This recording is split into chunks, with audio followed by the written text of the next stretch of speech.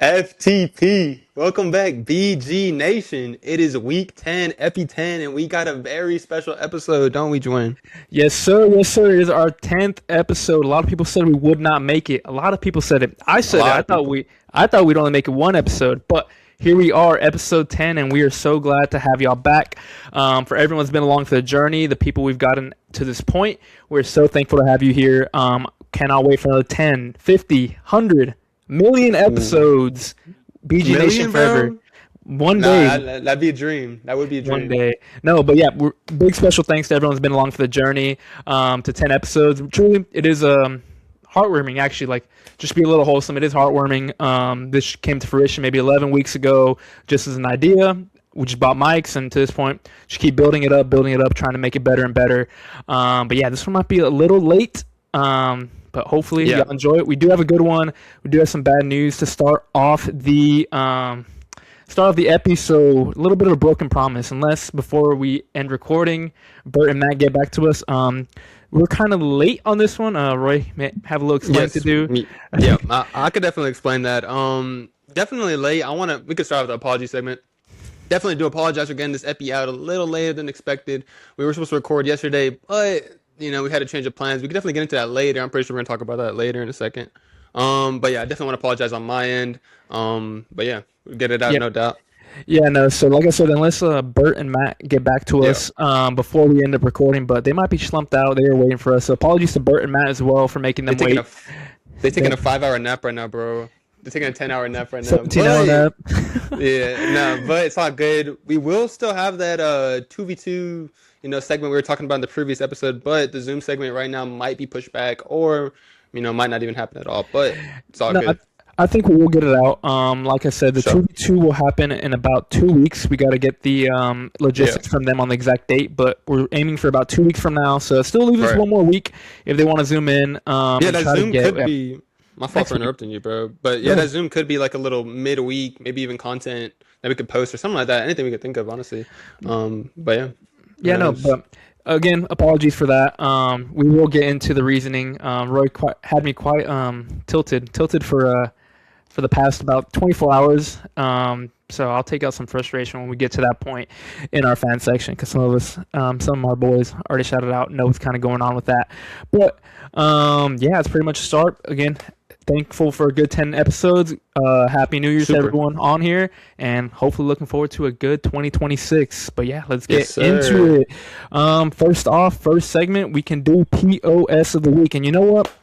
I really wanted to do Lane Kiffin again, just because some news we'll be going into for college football later on. Mm. But I don't want to double up. I truly don't want to double up on POS of the week just yet, especially only 10 episodes. And so I just put all of Notre Dame. I know we had Michigan up there for being POS to Yeah, Notre Dame a while back. right. I just have Notre Dame because they truly were big party poopers when it came to the bowl game. They didn't play.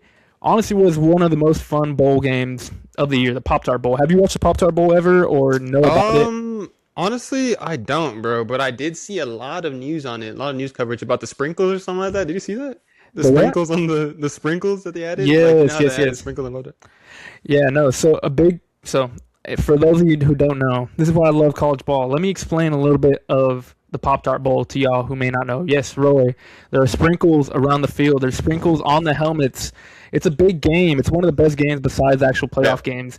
And all throughout, there are four mascots, four Pop Tarts running around the field. Wait. Is that for Four real? four life-size Pop Tarts running around the field. That's not it. That's not it. So the winner of the Yeah. game, the winning team of the game, gets to choose which Pop Tart flavor, because there are four different flavors, will Right. get burnt alive in a huge toaster, and then whatever Pop Yeah. Tart they choose will get burnt alive and eaten in front of everyone.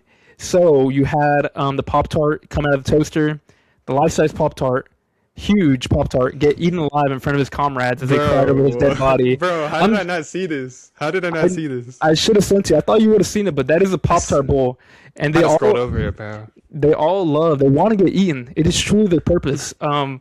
Someone posted something saying, I asked the Pop Tart's handler if it's inappropriate to eat a Pop Tart in front of him, and he Yeah. said that's what he's made for. And then that the Pop Tart took the mini Pop Tart and force fed it to him as he grunted slowly, feeding the cameraman on the side. And it's true. There was video evidence of this happening. So that is a Pop-Tart goal. So I'm just saying, bowl games are fun. Texas just finished up the Cheez-It Bowl. And they're just fun games. They're fun games to play. So I just think it's a big shame on Notre Dame. A lot of people side with them, saying good for them, not stooping to that level. They need to be in the playoffs. At the end of the day, it's football. There's kids out there that'll never play again. Go and let them have fun at the Pop-Tart Bowl. It's a fun game at the end of the day. And it was a good game. Pop-Tart Bowl was good. Cheez-It Bowl was pretty good until Texas ran away with it. But yeah, POS of the week for me is Notre Dame.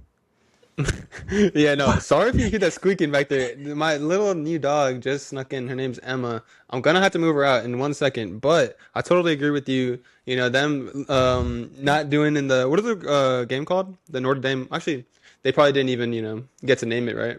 They kind of just didn't even register for a game. Yeah, they didn't even register for a game. That's crazy, honestly. And honestly, that Texas game was a movie. That Cheez-It Bowl, Arch Manning had a game. Yeah, he truly had a game. You know, honestly, impressed a lot of people, and I'm sure a lot of Texas fans were hyped watching that. Oh yeah, and for our Texas guys, we got some Texas talk coming up to you. So we haven't talked about Texas in a while, but I'm a Longhorn, and I'm excited to talk about it. Man, she's going crazy on that. Before you take her out, show her to the screen. I will. Let me go get it really quick. Oh man, Epi 10, we got a new guest on here. Truly professional. This dog is tiny. I could literally rip this dog apart with my bare hands if I wanted to, pretty easily. It's a small dog. This is Emma. I could eat that dog. With my two hands. I can rip it apart. Can you see her? Quite literally. Yes, we can see her.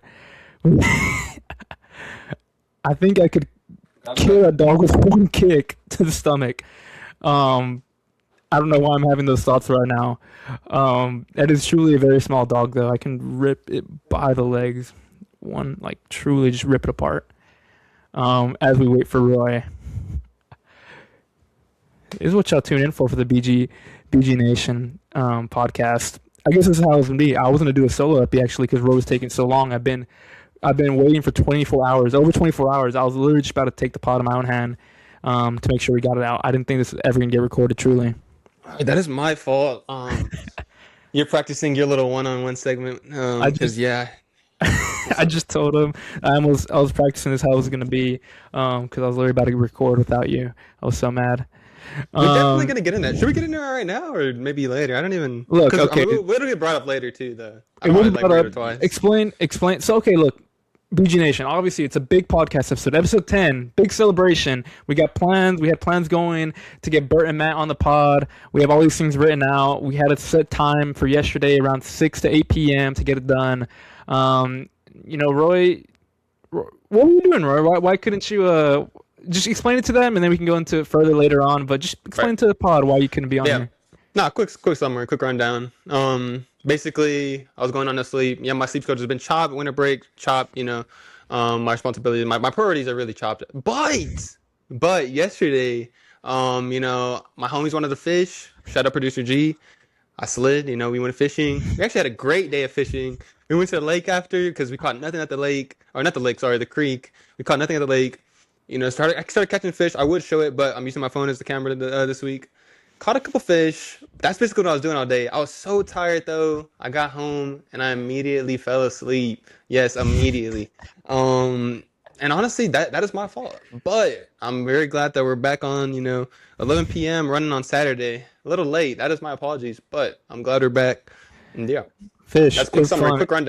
Quick rundown. So the fit man. I'm glad you at least caught something. We can't go. Yeah. We'll go over how many you caught later, but you at least caught something. You did. Exactly. How are we gonna get the the things, the freaking, what is it called, the thumbnails of our Insta post, bro? Truly, how are we gonna get our thumbnails of our Insta post without going fishing? You get me? But I'm not catching anything, so it's not gonna come from me. Truly, I mean, you're the one that catches. Bro, you couldn't even get your rod. All right, we already went over that. Okay. Yeah. But yeah, I was riled up already. I've had a rough couple of days. I was going over Costco a bit with Roy, because I go to Costco. Over the next couple of weeks, you're going to see a little bit of transformation. Fun fact, I've gained like 18 pounds since the podcast started. I have gained 18 pounds. I was quite petrified to see the scale. Damn. Crazy. I mean, hey, the pod life isn't for everyone. It's a crazy life. Lots of going out, lots of partying, It's a crazy life. A lot of goy slop. Like, you're on the road all the time. For pods? Oh, yeah. Truly. Like, there's a lot of eating, there's a lot of going out. the pod life isn't forever. You know, it caught up to me after a while. I'm usually a pretty healthy Right. person, despite what everyone might say. And by everyone, Yeah. I mean everyone. So I'm back on my Costco grind. Figured I'd go out, get my food. I had a Right. rant. I had a particular rant about a particular set of people. Truly, when it came to Costco. However, I'm not going to go over that. I'm not going to say it. I'm gonna keep. If you know what I'm talking about, if you know, you know. But honestly, everyone at Costco sucks. When you go Okay. there, everyone just turns. Ooh, I almost said a bad word. Stupid. Everyone just turns stupid. Their Okay. brains turn off completely. People just stop in the middle. And you know, honestly, I was telling Roy, as a single adult male, I have Yeah. no business being there. I truly don't. It's families of like 17 people going up and down the rows buying like $500 worth of groceries. Okay. I just want like sausage and truly snacks. So there's no room for me to be there. And you know what? I don't understand how they hypnotize everyone into thinking like having a Costco membership was special. They got me too. They truly got me Right. too. I don't know Right. what they did, but they got everyone. They got everyone Okay. thinking that they're a special person if you got a Costco membership. I'm here to tell you, if you're thinking about it, don't do it. Honestly, don't do it. There's nothing special about going to Costco. It's honestly worse than maybe any other experience you might feel getting groceries. And you know, if you think you're a certain type of person because you go to Costco, truly you're not. Go there and you'll find out Wow. quite truly. There's all walks of life going around in Costco, This including is me, a truly that's jackass. crazy. That's crazy. Yeah, honestly, I think this is your personal perspective saying, you're dissing Costco right now. Thoughts on Sam's Club? You like Sam's Club at all or not? You can cut that one out too. You can miss me with that Sam's Club. You can miss me with For any of real? that. Personally, you can miss me with Wow. all of that. But look, like I get the good stuff. Look right here. Like Yep. I there's can't good see, but stuff. Like steak what you throwing bites. up? Steak Okay. bites, like there's good stuff you can get from Costco. Truly, I Yeah. think everyone there is kind of going with the intention of getting good stuff, healthy Right. stuff, exclusive things. Truly, most things you can buy at Costco, you can buy anywhere else. And everyone in Costco is pretty large. I won't lie, including me. No Wow. one there is healthy. They're like freaking Voice goal slap? slopping. They're goal slopping I all up. think it's a wholesale, bro. It's a wholesale thing, surely, like where you can buy tons of stuff, like for a It discounted price, a discounted price. truly, it is a pinnacle of capitalism. At the end of the day, it really Yeah. is. Yeah. Like I'm there, I'm like, Yeah. this seems fake. There should be no reason for us to be buying this Right. amount of stuff. It goes bad half the Right. time. Yeah. Look, Quick question. Wait. What's up, bro? What are you no, go about to say? ahead, go ahead, go I ahead. was about to say, have you seen the Costco Pokemon crisis? Yes, yes, yes. You've Fun seen fact, that? I got some Pokemon cards. If you follow my person, I'm about to open those up myself Huh? and make a little video. Yeah, Quick we got pack people opening, scalping sneaky them. pack Yeah, opening. yeah, yeah. Yeah, I know, bro. Some I know unks, people. probably like you, bro, going in there and just buying about like ten of Look, the deluxe backs or whatever they're called. Look, Uh, my boy from my job, he's a member yeah, at my job. He brought me Pokemon cards, and I know he does that. He knows when all of them go out for sale, and he does it yeah. himself. So I cannot talk bad about him because I get the deals as well. Um, Wow, you yeah, benefit from these I do deals. benefit It's truly. crazy.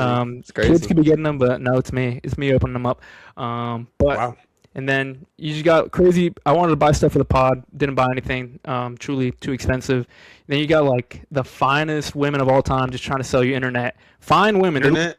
look like internet, electronics. It's truly going off the rails. It's not sports talk, but It's all and good. it kind of wraps it back into it. These women look like Caitlin Clark, and you know what? A lot of people would not respect me for saying Caitlin Clark is fine, but I'm here to tell you, I think Caitlin Clark is so fine.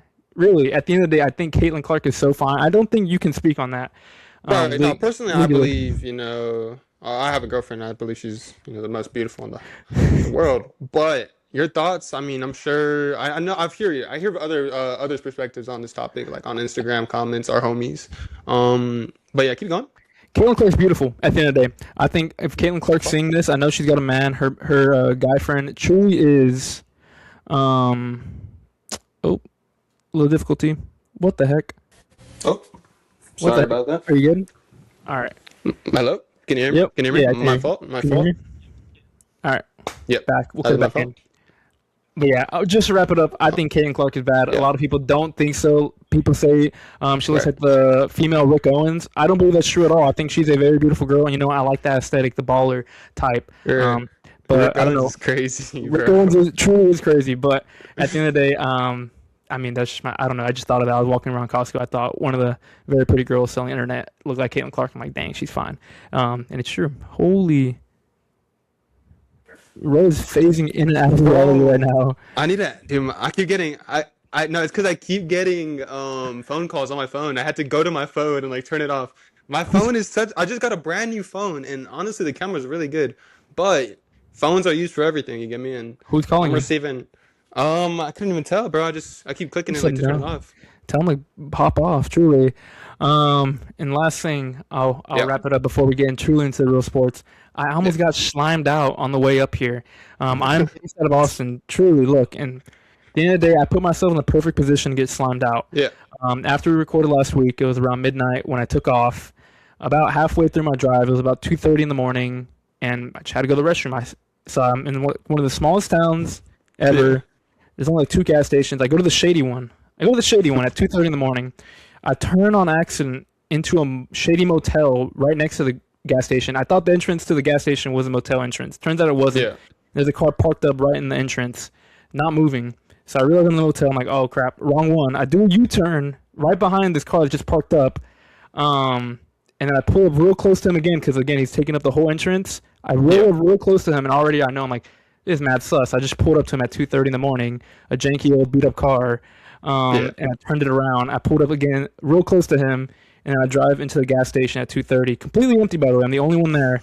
And as I'm That's getting out, crazy. I already knew. I'm like, dude, what I just did is not smart at all. The same car pulled into a gas Yeah. station, swerving. And it's an old man. Gets out of his car, doesn't even turn it off, just gets it out, opens the door, is like, you have something you want to say to me? And it's No like, way. I, No. I No won't lie. way. I pissed myself a little bit. I won't lie. I truly did. I truly did. I did not know what to do. I was just on my way. You know what? Bro. BG Nation. Truly, in that moment, I thought he might pull out a Glock on me. Why I didn't you thought, record? Why didn't you all right. record, bro? I wish I did. You could have posted that, bro. There would have been content. Look, I told him, I said, truly, I was in fight or flight. I said, no, no, no, no, no, no. I I kind of begged. I was like, no, no, no, no, no. I went to the wrong turn. Like, my bad, my bad. It's 2:30 in the morning, bro. I'm just trying to piss. Way. I got like all my No. valuables on me, and he just looks at me. But truly, in that moment, my life Yeah. flashing before my eyes, I might get harmed. I did think of BG Damn. Nation. I'm like, no way, dude. We're about to get to episode 10. I'm so excited about the Slime podcast. before FE10 is crazy. I was gonna be so sad. I'm like, this is gonna be on the news. You know, young male gets slimed at a Right. gas station, and my friends are like, "Wow, the podcast was just taking off." And That's honestly, nuts. I got pressed by another older guy like just 2 days ago. I can't go into detail on that one, but What happened, bro? I can't go into detail on that one truly. Okay. But I just got mega pressed. I thought I was gonna get slimed by him as well. I don't know. I guess I got one of those Why faces. is I guess. everyone? Yeah, why is everyone freaking pressing you, dude? And then that one, what is it called? That one chick that also said that one thing about you. I'm not gonna say the exact word, but dude, you're getting pressed all around, dude. I kind of feel Look, bad. Look, whenever you got like motion like me, Okay. how do I explain aura? I don't know. Like, how do I? Something How, radiating off of you. It's like well, yeah, some like I don't know some how to energy, explain. some I don't know how different to, energy radiating off of you. exactly. I don't And know how you to could explain. feel that. You could feel different Yes, energy, not even in a true. weird way, but you could see if someone's like down, right, or happy, or just in your case, I don't even, I That's don't what I'm even saying. know, I don't know another word for what they Yeah, called you, but but podcaster, just very successful. true, Got money on true. my mind, motion, aura. I don't know how else to Honestly, say it, bro, but yeah, when people see it on me, they just get intimidated, I guess. And really, I I mean, guess you. they want to turn it on me. That's all I can think Yeah. of. It could be other things, but in my I was about mind, to that's all I say, think of. bro. Yeah, like I also think like you really can't be stopping in like sundown towns, bro. At 2:30 in the morning, you No, can't be stopping at sundown towns, fam. And look, we're not in one currently. Our hometown is not one. But going to where you're going to, yeah, those towns are sketchy. look. They are. That's what I'm saying. I knew whenever I pulled over, I'm like, I'm putting myself in the worst position of all Yeah. time to just get absolutely mugged. Even if I didn't pull up next to that guy, just going to Right. a gas station completely alone. Um, what can I say? I'm not a huge freaking guy either. Like, I'm not a fighter. If you know, you Yeah, saw a man. video of But me getting knocked on my that buns. got some love. Shout out PG Truly. Nation. That did get some love. But yeah. I'm not throwing down cuffs. If you're over 200 pounds, you probably could take me most likely. But anyways, Yeah, but we're all victim weight around here. But yeah. truly, to wrap it all up, that was just a quick banter. I wanted to catch y'all up. It's been, I wouldn't say a crazy eventful week, but just some things in my mind and things Right. like that happen. I'm like, I gotta share the BG Nation. Truly not sports related at all. Um, It's all but good. we can get into it if you want to take us into our finally getting into actual sports. Yes, sir. We can definitely get into some sports takes. I do appreciate you, filling this on your stories. You got to be safer out there, bro. I cannot lose my co-host. Trauma dumping. Not for real trauma dumping. It's all good though. We could definitely get into some actual sports takes. So starting off with NBA, we got Wemby's injury scared. Did you see that game? I did. Um, I yeah, did not watch the actual game. Did you watch the actual game yourself? I didn't. Who were they playing? They were playing the Jazz, I believe, right? Or was it someone else? I don't know, I man. don't know if you could lift that up really quick. I don't know if you can, but if not, they were definitely, playing some team. I don't know if they won that game either. They did. But he got They a ended up winning that they game. won They them. did. Okay. Yeah. Without Wimby. Oh, yeah, yeah, okay, I remember now. He did get a slight hyper extension of his knee. Kind of like Jokic's injury if y'all seen that. Did you see that? I saw that Um, injury. Yes. yeah. I don't know exactly how many expected weeks he's supposed to miss, Jokic. But definitely Wemby's looked a little more scary and, definitely hyperextended a lot more than Jokic's. But he did say he felt good. That's a good thing to hear. And honestly, I feel like it's just a game to game, maybe like a Yeah. couple weeks at most, hopefully. But yeah, Yeah. Truly. On the injury report, it does have him as day to day. So again, nice. thankfully, it looked. I can't even say if it looks scary. Wanna know why? Because I heard he got injured. I Yeah, think people sent me clips of it. To yeah, this day, I still have not seen the injury, just because I don't want to see Wemby in that position. I don't even want to see right. that. I saw he got injured. I thought people were saying it might be a tear, saying Mhm. crazy stuff that looked nasty. As soon as I saw that, I just turned away. I'm like, I'm never watching this injury ever, Yeah, truly. And I still haven't seen it yeah. to this day. I just don't want to see it. You don't want to wish that upon anyone, but especially not our glorious goat Wemby at the end of the day. Of course, yeah. That could But really, change someone's whole career, the direction of their career. But, thankfully, modern day, certain surgeries, ACL, Achilles tear surgeries, they're putting out our athletes, way quicker than expected. Like Jason Tatum, he's, rehabbing already, looking to play, possibly in the next coming weeks, who knows? really, Yeah, or next coming months. okay, Weeks, kind of crazy to say, yeah, but he is playing good. You already saw Tyrese Halliburton hooping in warm ups on the actual NBA court. So I mean, these players are progressing pretty quick, but we don't want to see Wemby get injured so early into his ayahuasca, career. ayahuasca treatment, Ayahuasca. You think so? truly. Do you actually think Truly, so? I think ayahuasca could probably, if he went on an ayahuasca trip with Aaron Rodgers, Right. fought his own hat man. Truly, I think his hat man might be Hmm. just Chet in a trench coat, Eventually, yeah, naked. right. That's it. That's his No. hat man. Eventually, we Um, need to do a BG Nation trip out there once we get to a dark room, possibly big enough. Yeah. dark retreat, We need to reset our mind, like dark neon, retreat together. That'd be crazy. neon Yeah. ego Did you see death. that? You see that? Bro, I Yeah, wonder if his eyes are actually for real, that's bro. no, bro. That's clip farm. No, That's clip farm. no, I've seen so many though of like them editing that. I was like, bro, there's no way, dude. Yeah, that's the type of time we're gonna be on there. We're gonna go on ego death, little dark retreat one day. Maybe that's like Right, the 20 episode special actually. Shoot for bro. the 20. Who's Can you killing your hear? dog? Can you hear Emma? Who's I killing your think she wants. dog? No, I think she wants to come in the room, bro. She wants to be I'm BG sorry, Nation. BJ Nation. I'm sorry, but I think I might have to let her in real quick. But I'll move her squeaky toy so she doesn't cause a ruckus. Good One lord. second. That's my fault. That's my fault. Truly a good start to episode 10. We've gotten into one sport topic. Hopefully you're still a fan. Don't let him fool you. Someone was killing that dog. He's saving it from his sister from like killing it. At the end of the day, she wants to be part of BG Nation bad. Truly. Oh, I can't believe this. But yeah, happy Wemby is not injured. Spurs did end up getting the win there. Man, he better take that shoe to our way too. But yeah, hopefully he can be back. Still powerful for the season. Spurs just took an L today. But kind of brings us to the next topic. I wait for Roy to get back here. Here he is. That is my fault. I appreciate you holding off. Don Yep. Raj. But yeah, I'll just bring this into the next topic. I was kind of bringing it in, saying that Wemby, he should be back, should be healthy. Spurs did take the L today, unfortunately, to the Blazers. It just happened. Fortunately, I need to watch those highlights. But But yeah. that kind of moves into our next little discussion about the Spurs. I'll open it up. I said at the beginning of the year, I think a lot of us Spurs fans had expectations of the playoffs. When the Spurs kind of started taking off a little bit, I said, hey, I can see them being kind of a Thunder type of team Yep. where they might be a high seed, but their lack of experience will catch up to them in the playoffs, and they might lose to one of these Nuggets, Lakers, more experienced type of teams. Yep. So that brought forward discussion online saying a lot of Spurs fans are going to be disappointed when they don't win the finals. Like a Roy saying that they're going to win the finals. But personally, me, I wouldn't be. Obviously, it's gonna be disappointing Right. when they get eliminated. I think they will eventually get eliminated. But the real question is, what would you consider? What would the Spurs have to accomplish for this to be a successful season? Pretty much, Okay. is it like a second round, first round, finals, or bust? Like in your opinion, what do you think the Spurs would have to do for this to be really a successful season? In your opinion? Right. And honestly, okay, I do know that I have said that I think they're going to win the finals, and I still do believe that.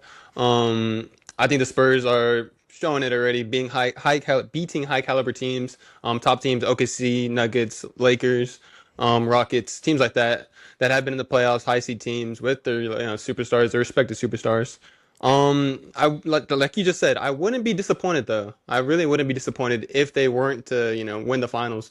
What I would be disappointed if they are first round exits. Somehow they didn't make the playoffs. They're disappointed second seed team, or not second seed team, but a second round team. I would be happy and satisfied if they fought a hard second round series. Okay. I would be, yeah. What about say they fall?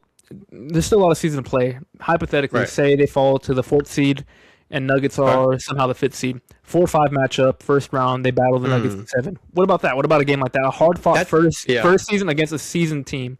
What about Right. that? Something like A that. game, okay, like a series to seven and the Nuggets win. Yes, in the first round. Right. Honestly, as a fan, a Spurs fan, I would be absolutely heartbroken. Um, I wouldn't call it a disappointment of a season. I truly wouldn't. I feel like they would bounce back. That's a good way to start their run. That would be heartbreaking if that were to happen. But I think they're going to keep the second seed. That is a hypothetical, crazy hypothetical. I think they're going to keep the second seed, and I will be happy if they go to the second round and maybe go into like a game seven, or game six. And if they end up losing, okay. But who knows, man? I truly think they can win the finals. I truly do. Okay. Yeah, Yeah. they do have like you said, they have beat a lot of high caliber opponents. Right. They're growing game to game. For me personally, Yeah, I was gonna say, what um, about you? like I said, I kind of view them as a Thunder the year before they won the championship. They're So gonna be a high. second round Yeah, exit, yeah, exactly. The Thunder lost to the Mavs, I believe, in the second round. The year game before they won the six. chip. Yeah.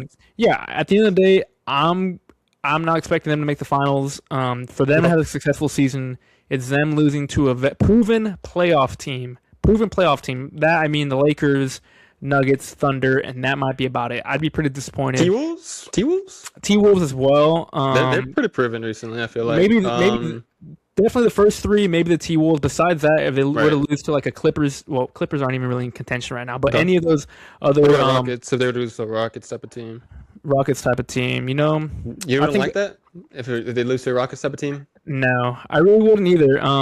They're a good With the team. They've blowout, been in I the would be playoff. pretty sad. Maybe a hard fought, like a game again, a 7 game Yeah. series type of deal. But I honestly I put the Right. Spurs and the Rockets around the same category. Obviously the Rockets have Kevin Durant, which is a proven Hmm. vet, champion. But besides that, they have a pretty young team, kind of similar to Right. the Spurs in my opinion. So you can maybe throw the Rockets in there, but definitely I wouldn't be disappointed if they lost to. You know what? I would be disappointed if they lost to the Lakers at this point, just because they're not doing too great in my Mm. opinion. I believe the Okay. Spurs could take that. Really, it's my short list is probably just Thunder, Nuggets, and I think now that you mention it, maybe the Rockets would be the Okay. ones I can be take an acceptable L against, in my Yeah. opinion. Yeah, and honestly, dude, I think it's just like a really a game planning situation with these teams, these top teams in the West, I think. I feel like they all have the personnel really to compete with each other, especially the Spurs and the OKC. You see those type of personnels, physical, lengthy guards that are really able to, disrupt the perimeter and also, slash and really open up the floor with their 3-point shooting, 3-and-D guards. Um, but I feel like, me saying that they're going to win the finals, that's just their potential. I feel like, that's what I'm thinking about their potential. I think you can think that too, right? You think that too, that, For sure. realistically speaking, they could, maybe win out, some playoff games. We haven't seen this specific squad in the playoffs. So, we definitely have to wait and, hold our mouths before we say anything, crazy like that, obviously. But, to be disappointed, I feel like that'd be a little OD. It's their first playoff run.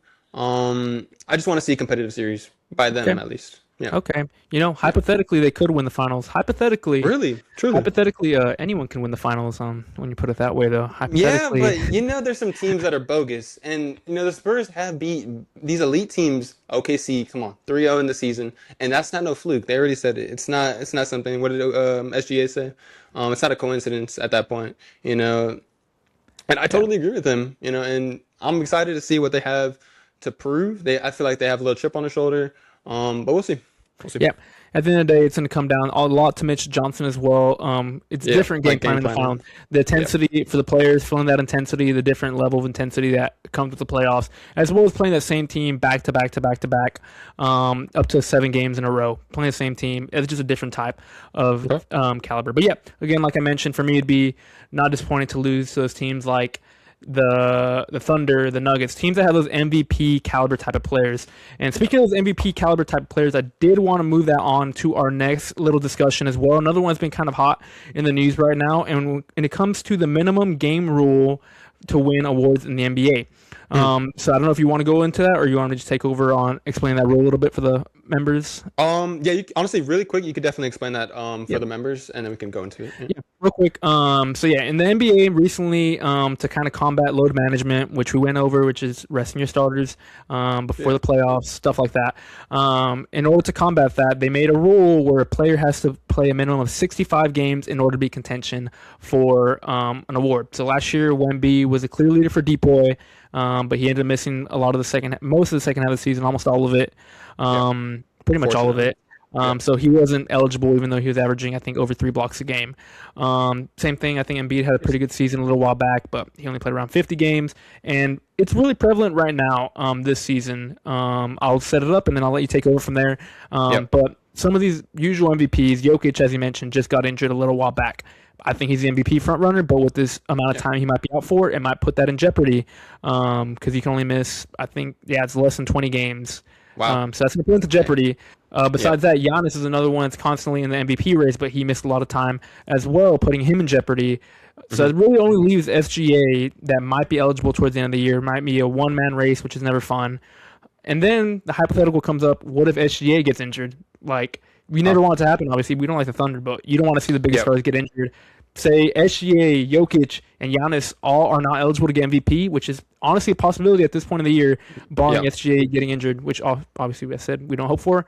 Yep. What happens then? Who is going to be the front runner? Would it be like a Jalen Brunson? What type of players would be up for that? And in your opinion, do you think that's a good rule? 65 games. Has it flopped? Did it really have the effect that maybe they wanted it to have? Should there be a change? Really, what's your opinion on that rule? Yeah, honestly, new rule. Adam Silver cooking up some. It's an interesting rule for sure. Controversial rule. Now that okay, look, I feel like it's controversial with the way that you're saying it. Some players start getting injured, and someone gets a Mickey Mouse MVP, and that's kind of crazy in my opinion. Because some players, some Hall of Fame players, can't even get an MVP. MVP is a coveted award, and all these injuries to put it off is crazy. I think if SGA does get injured, hopefully that doesn't happen. Jalen Brunson might be. That'd be crazy. A little MVP. New York would go crazy. Um, my opinion on the whole 65 game rule, though, I feel like it's kind of Mickey. It's kind of bogus. I personally don't like it. Wemby's kind of, he's been taken out of two depoys already that he probably should have had on. The first one was kind of, I guess I got out competed by Gobert, but the last one this past year and maybe even this year, if he doesn't come back anytime soon. But that Jokic one does scare me because I feel like he's a front runner right now for MVP, I believe, right? I don't know if you Yeah. know that for sure, but I'm sure he is. But yeah, that's scary. That's definitely scary, and I don't like that. Yeah, Yeah, no. I think the idea of the rule is a great thing. yeah, of course. Preventing players like Embiid from being managed, not playing games. We already discussed it. We want to see the Yep. biggest players at the biggest stage on the court. But in reality, in a league where you play so many games, you play so physically. Especially a lot of the better players are physical players, bigger type players like Jokic and Giannis are really the MVP front runners. You Right. can't. It just really doesn't work out for that. So in my opinion, I don't know. They need to change that rule. Again, I like the idea of combating load management, Yeah. but at the end of the day, I don't think it works, and I think they should probably get rid of that. I'm kind of saying that as a Wemby fan, as you mentioned. I think he should be like It's probably unfortunate. two-time No, depoy at this point. But yeah. I and understand what you're saying, though. yeah, Yeah, my fault. go ahead, But go ahead. I definitely get that. And honestly, it's a good rule for load management. But unfortunately, when you see players that really deserve the award, like Wemby, and they're getting kind of, hoed because they Oh, get injured and they don't reach a certain threshold of games. It's sad to see. It's tough to see. Back really quick to that MVP talk. If all three of them get injured, I'm looking at it right now. I would take Luka Doncic if he also, makes the criteria. He has 33 points per game right now, 8 rebounds, 8 assists right now, and they're honestly leading towards 9, on those 8. But I think he's honestly in jeopardy with that injury thing too, which is crazy, honestly. Um, Injuries happen a lot. It's crazy, honestly, in the modern era at least. No, Maybe they're a little soft. What do you think? nah.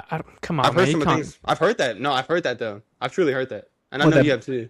That And these play. What's up? look, it's modern day. Maybe they're a Right. little softer than they were back in the day. But you already mentioned in modern day medicine, we know a lot more now than we did back then. And there's a All right. reason why players are playing longer like LeBron. People want to be like Right. LeBron. They don't want to have short careers.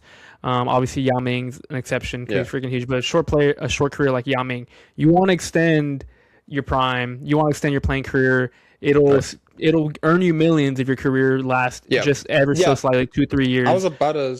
My fault. I was about to say that too. I think it's like also a money thing. You don't want your player who's injured, costing millions of dollars.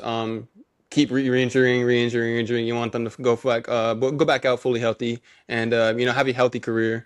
So I think it's like a business thing as well. But yeah. Yeah, and truly, at the end of the day, say you're really close to that threshold, but you really want the MVP because, like you said, it's a very coveted award. Who doesn't Yeah. want to win MVP?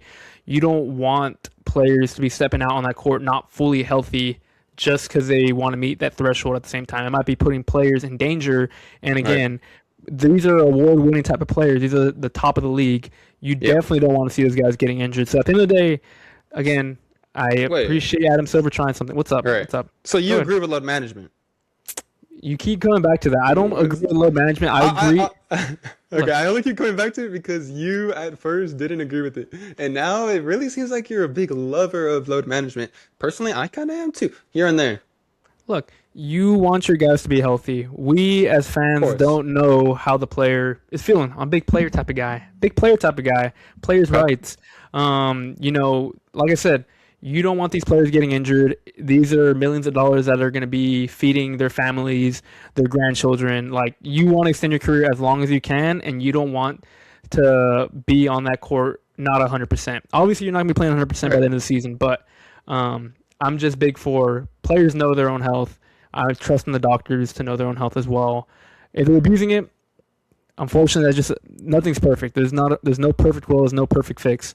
That just might happen sometimes. So Right. not per se load management. I'm just for people being healthy.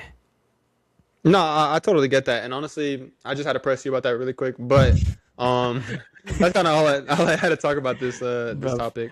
We could definitely get into the next topic if you want. I'm pulling this up really quick because what we're about to talk about kind of dives into that. But yeah.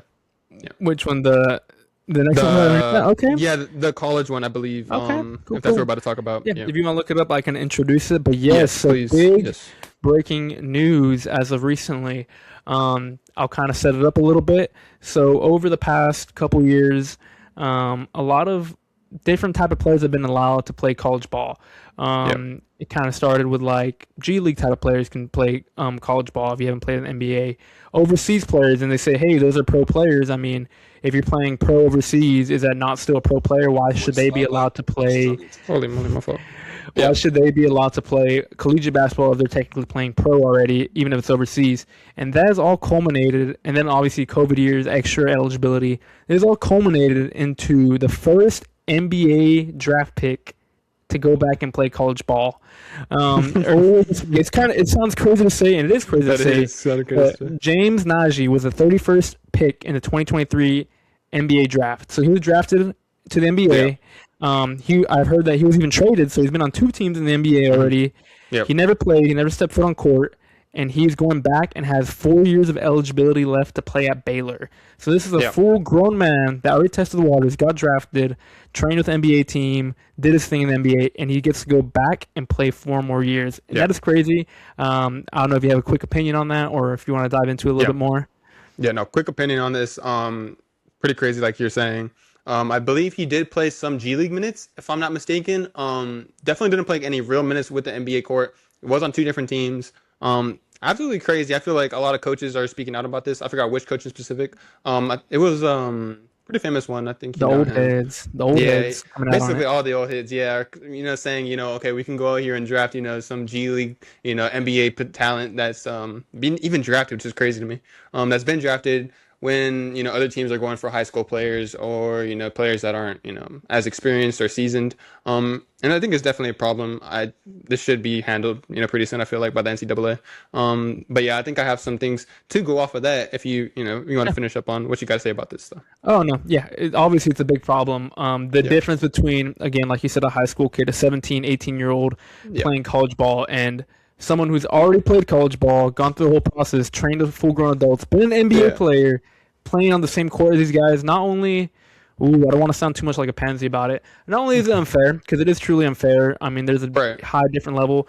Could be dangerous, bro. Like the body of a 17, 18-year-old kid is different than a 22, 23-year-old man. There's a lot of development that goes on there. There's a lot of strength and conditioning that goes on there. You Right. learn a lot of things on how to play, especially if it's like a big man going in the paint. Like, Right. not only is it Yeah, and unfair, it might be a honestly, little okay, dangerous. But yeah, okay, that's a it. little. Okay, I'm gonna personally a little bit of a pansy move by A you. little bit. Kind of a pansy move, and nothing crazy, but I feel like you're looking out for players' health. That's a good thing. But you have players like Cooper Flag, Wemby. Well, Wemby kind of seasoned with the adults and Euro, but Cooper Flag, coming from high school, college, going to the NBA at 18, breaking records, scoring records, or up with LeBron, obviously. As a rookie, 18-year-old rookie, I think he's 19 now. But yeah, players like that, then kind of going against what you say. I think these players, these college players that are coming out of high school, these 18-year-olds are kind of coming out, pretty bulky, pretty heavy NBA ready. I'm actually going to bring this up right now. This actually kind of goes into what I was about to talk about. Some freshman players coming up in this mock draft for NBA. College players right now, all freshmen. Honestly, big conversation with this right now. I don't know if you've been keeping up with it. Kind of just the college mock draft prospects, like number one overall and all that. Slightly, slightly. I heard the first like top four are all pretty Exactly. great, They're pretty all great. basically they could be number one in like every different draft. But basically they're all freshmen. We have Darren Peterson from Kansas. I don't know if you've heard about him, shooting guard. Yeah. Generational shooting guard, talking about like Kobe type, like it's crazy Wow. what I'm Wow. hearing. Yeah, crazy. AJ Bayansta from BYU, you've heard about him. This the forward Yeah. from BYU. Yeah. Definitely a problem. 6'9" forward, can score at will. Kind of a ball hog, depends on what team he wants to go to. I've heard a lot of mock draft things with the Wizards, I believe. We'll see about that. I think he's wait. Oh my goodness. Oh, I thought it said 30 points a game. I was like, geez, he's averaging 20, which is still a lot for college. Yeah. Um, Definitely. we have Cameron Boozer. Boozer, Boozer. Yeah. Carlos Boozer Probably the Suns. played in the NBA. Yeah, crazy to see. Power forward center. He's going crazy right now. I feel like he should be the number one. I want to see him on the Spurs, but he might really go to the OKC down there, bro. We'll see, That's we'll crazy to see. hear about. Yeah, we will see. But then we also have Caleb Wilson. I don't know if you heard about him as well, Yeah. but another forward out of North Carolina. But basically, all these freshmen. These are all freshmen, by the way, coming out of high school. It's great to see this. I think that take about the what was his name again, James Najee, or whatever his name Yeah. was. Jim Najee. Yeah, I definitely think that should be patched, pretty soon. I, But who knows, man? Like I said, these freshmen are all, leading the number one for, the best player in college, and who knows, man? Yeah, no, I've definitely heard about all these guys. There's a lot of hype going Yeah, about it. It's gonna be interesting to see yeah, how the lottery plays out. Hopefully, Spurs get lucky. I mean, crazy, I man. mean, we've been getting pretty lucky. I wouldn't be mad if we kind of lucked Yeah, out here, share the wealth a little bit. But yeah, these players are very talented players, as you mentioned. But yeah, in my opinion, a move like this maybe does not affect a player like that. These are the top of the top type of guys. Where this really affects a player will be the guys coming out of high school that aren't top guys. You're taking minutes, you're taking okay, opportunity, you're taking chances away from kids who are borderline on the team, really need to make a name for themselves, are really fighting for minutes, and then obviously you're not going to be able to compete with a guy who got drafted almost in the first round of the NBA. So at the end of the wow, day, those big names, their jobs are safe. They're good. They're yeah, chilling. It's just really right, those guys who are maybe fighting to be late second round picks, get their right, name out yep, there, maybe get some tape out to be transfer portal type of guys who are getting their minutes mhm, taken away from guys like this. So hopefully, I don't hate James Najee. It's right, not he just it's a system and he played the system. So good for him, honestly. yeah. But the system's got to be a little bit better. They definitely got to change it around. Okay. And honestly, now that we talk about all this, it's kind of like makes me think about EuroLeague type of players because honestly, those are pro leagues as well. Maybe I might think that there might not as be as competitive as NBA, but they're still pro leagues, different type of basketball, and we get players from over there as well. But like I just said, or I didn't say it, but they don't go into college, right? Like I doubt those EuroLeague players go to college, They're and allowed then to. they're allowed to, right? They're Wow, allowed that's to. So crazy. that's where it kind of started. That I mentioned Okay. it really early on. That I mean, it's kind of been building up to this at this point. Yeah. With how the rule is that these players from overseas that have played pro are allowed to play pro college ball still. So, Hmm. like people were saying, they're pro players, like you just mentioned. Why are they allowed to play college ball, even though it's pro, not in the NBA? It's still a pro league. They've gotten that development, and obviously overseas players are really good. We've seen that recently in the Yeah. NBA. But yeah, they've got to find a stopping point to this rule. They can't just keep letting it go on. Where does it end? Are Right. we eventually going to end up seeing a player who has played minutes NBA, who has Yeah. I see technically some jersey eligibility left? swaps. Yeah. Some jersey Why? swaps. Some LeBron, Ohio State. Yeah, We got Edge. what are the ones? LeBron got 6 years of eligibility left to play with That Bryce. That's No, but crazy, dude. exactly. But where does it stop? I see this not going on for much longer. Yeah. There's been, I mean, highly in the news. So maybe they'll hear us, man. Maybe they'll hear BG Maybe. Yes. podcast. Truly. But Truly. do you Truly. have Truly. anything Truly. else to really say about that one right there? I really don't. But yeah, let's call an end for that. Cool, cool. And Well, for, that madness. all right. We talked about Denny already. Spurs taking on Spurs. Did you want to bring this one up? You went on a little spree today. I was waiting for Okay. you. You're sending me Good. Roy usually sends me like TikToks, Instagram, random stuff Yep. throughout to make sure we kind of get reminded, get in the space of what we're to talk about on the pod. And Yeah. he sent me three straight. Dare I say? How do I There sexual? is It's Uh, fan fiction. fan fiction would probably be It's the best fan word. So fiction, you I want to think, explain at it? this point. Okay, look, yes. At this point in time, I know you said sexual. That's kind of an interesting way to describe it. It's a fanfic. And honestly, okay, look, this is what like you said, I send you things like TikToks and stuff. I He really keep sends the me good stuff. sexual things. I hope y'all know. No, no, I don't. That's what I'm trying to say. Let me explain myself. I'm scrolling TikTok. I see one TikTok, right? Okay, let me just explain it. About Luka Doncic and Austin Reeves. We already talked about this, the best white duo in history, possibly. But so basically I was scrolling TikTok, I seen one, I was like, okay, very interesting edit, heartwarming edit in my opinion. Showing that they're like a good, duo. You get me on the court. And so Hugging, I sent it, yeah, exactly, patting each other like on the showing, head. smiling, showing love. I open the comments and I just see some interesting comments, just nothing crazy out of the ordinary just yet. I send it to Joanne, and I'm scrolling more, doom scrolling, and I'm in flow state, and I randomly see another video of this. I'm like, bro, what? And this one's a little more mild, a little milder, nothing too crazy. Same concept of Luka Doncic, AR-15, and then this time around in the comments, yo, did my mic just go out, bro? No, no, no, no. I Okay, my turned mine fault. off. That's Go my ahead, fault. I keep was about going. to say, I was like, no, no, no. Hit flow But state, nah, hit flow state. basically, yeah, my fault. But basically, I see that second video. I look at the comments, and I see people saying Lustin, Lustin, Lustin forever. I'm like, wait a minute. No way. There's a fanfic now. They're shipping these guys. And so then I didn't send this one off the rip to you. I kept doom scrolling for some reason. And then I randomly see another one, bro, on my feed. I'm like, no way, bro. So I immediately go back to that previous one. I send it to you, and I send you all of them that I've seen so far. And basically, it's just a collection, right, of people shipping Luka Doncic and Austin Reeves, calling them Lustin. And I had to put it on the pod. I had to show it to BG. I need y'all to let me know in the comments. Do y'all ship them? I think it's kind of crazy to say. I think it's truly kind of crazy to say. But the edits I've been seeing, I don't know, man. I don't know. Truly, truly, they got me. They got me a little emotional too, man. I mean, they're truly Exactly. wholesome, kind of caressing each other, like Yes, bro. Cynthia, Ari- Smile. Cynthia True Ariana Grande type of thing. bromance. Yes, Yeah. really, truly. At the end of the day, kind of, where's LeBron in all this, man? LeBron's really been Yeah. the third wheel in all of this. Yeah. Lustin is popping off. LeBron's been on the court. He's kind of been left out of all It's of this. just jonking. He's just trolling around, True. bro. That you know what? Honestly, the Lakers are not a serious team. You got dang Lustin. You got people shipping Luka Doncic and AR-15, and then you got That's crazy. LeBron being a culture vulture on his Yeah. borderline farewell tour. They are not a serious team. I Yeah. don't have much to say about Lustin. I might just throw a little click right there. Boom. Yeah, no, they've been saying for LeBron to retire because of this third wheel. Like they're saying, okay, like now all we need now is for LeBron to retire so we could just have Lustin. I kid you not. I kid you not. And it's crazy to say. It's not okay. To be honest, it's not the craziest thing to say. We've talked about this. LeBron being a third wheel in this, this top three of Lakers players and the current team.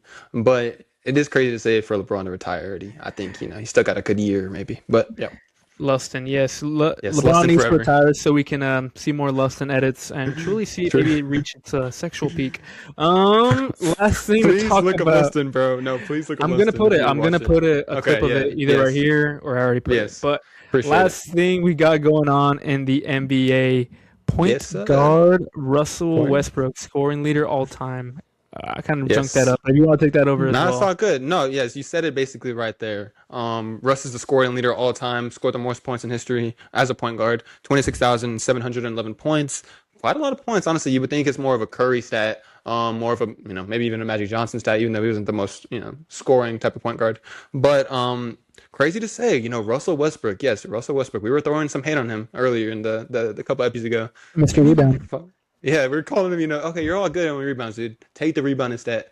But this time around, man, he has a point stat. And honestly, this raises some questions. I saw a comment saying, you know what? Okay, Russ, we give you the point guard stat, or you've earned it, the scoring leader stat. Just like we give Braun that, he's the scoring title leader. We'll give him GOAT because of that. Just like we'll give Russ the GOAT of the point guards. What do you think about that? I kind of botched it, but yeah, what do you think about that? Russell Westbrook is not the GOAT of the point guards. I don't even think he's top five in my opinion. Okay, no, no, no, no, no. He is a ball hog. His type of ball is not winning basketball. He has no rings. And like I said, he's a stat padding type of point guard. We know he's a You stat sick, padder. man. He's not a winning type of player. He is not even a top five point guard in my opinion all time. That Uh, is an insane who, comment. You're sick, man. You know that you are rage baiting our no. lovers of Westbrook out there. Shout out Look, Gumbo. look. Producer G. Obviously, top two are going to be Curry and Magic Curry Johnson. Magic. You can Yes. put them in whatever order you want. After Sure. that, you probably give some love to CP3. I'm not putting Russell Westbrook over CP3. Truly, I'm not. Not the point Why god. not? Why not? Why not? The craftiness, the leadership. CP3, even though he has no rings, Activeness and leadership. he was the true point guard, the distributor of the ball. He made everyone around him Okay. better. His IQ second Okay. to none. Is Let's say Russ okay. I'll sneak in three. CP3. I'll sneak him My CP3. top three? What about After that, other two? let's see. So I'm not the ball knower in this podcast. So let me try to dig. I could Gets see. difficult. It gets difficult. Look, I could see people saying Isaiah Thomas, the OG, obviously not the freaking leprechaun. Isaiah Thomas Right. could be up there in the top five. Some They other forgot ones that about me, man. look, that's what I'm They saying. forgot Look, about me. at the end of the day, Don't forget about Isaiah Thomas. But Rajon Rondo. No, I'm playing. Not Rajon, no, but no, no. Oscar Robertson I had maybe one more. may no, no. Big I wouldn't O. even say him. I wouldn't even say Big Look, O. AI or is AI a shooting guard? I'll give him point guard. But to say that AI is over Westbrook Brother. is insane to say, fam. Does Brother. Westbrook have an MVP? Yes, he has an Yes. MVP. And does he have scoring? Does he have the scoring title right now? The scoring leader all time for point Yes. guard. And he has the rebounding one as well, right? He's I like don't. fifth in assists. He's near top in assists as well. He has a triple double as well right now. For now, Jokic is catching up. By the way, scary, but he has all these accolades, right? He doesn't have a chip, just like AI. But to say AI is above him when Russ has No, literally all these other things is insane to say. I'm looking. I'm looking at this. Oscar Robertson's definitely over Russell Westbrook. Look, let me read you Oscar Robertson. Two-time MVP Okay. or one MVP, 12-time All-Star, 11-time All-NBA, one chip, and his career averages 25 points per game, 7.5 rebounds, 9.5 assists. That No, no, is no, better. that's cool, but I don't think that's better than Russ. I don't That think is that's better than Russ. He has a And to be chip. honest, I think that chip he got was with like damn Kareem or something, bro. Look, Come on, all like, right. top two center of all time, dog. Are Or we top take- three center, maybe. Are we Like, taking come John on. Stockton over him? No, no, no, bro. That's what I'm trying to say. Russ is the top five. Let's not Look. get disrespectful. Let's not get disrespectful. Look. Russ is the top five point guard of all time. Steve Nash. He's good. Steve Nash is good. Steve He's not better Nash. than Russ. I think Not better Russ than Russ. having look. I think Russ having the triple double. Put away the stat padding. We're not gonna know about that in 50 years. Russ having the triple double. Russ having current scoring leader titles. I think that point one is not gonna come away pretty soon, anytime soon. Curry. He has the rebounding one as well. No. But what's it called? Basically, I think all this leads to Russ being in the top five conversation. I think he deserves it. I disrespected Russ like a couple weeks ago talking about that, rebounding wing. I was kind of like glazing you a little, kind of getting hype. I don't believe that. I'm switching my take. Give me Russ top five all time. He deserves it. Is he better than Bob Cousy? Yes. Yes. Bob Cousy, yes. Come on, Look, bro. Like, you gotta understand. Russ has his own game. He has his own style of game. Athletic, gritty, gets boards, that type of player. But yeah, my fault. What's up? Look, I got Magic's my number one. Maybe Interesting. Curry. Okay. Maybe Curry. Magic, Okay. Curry, Top two. Yes. CP3. It's my top three.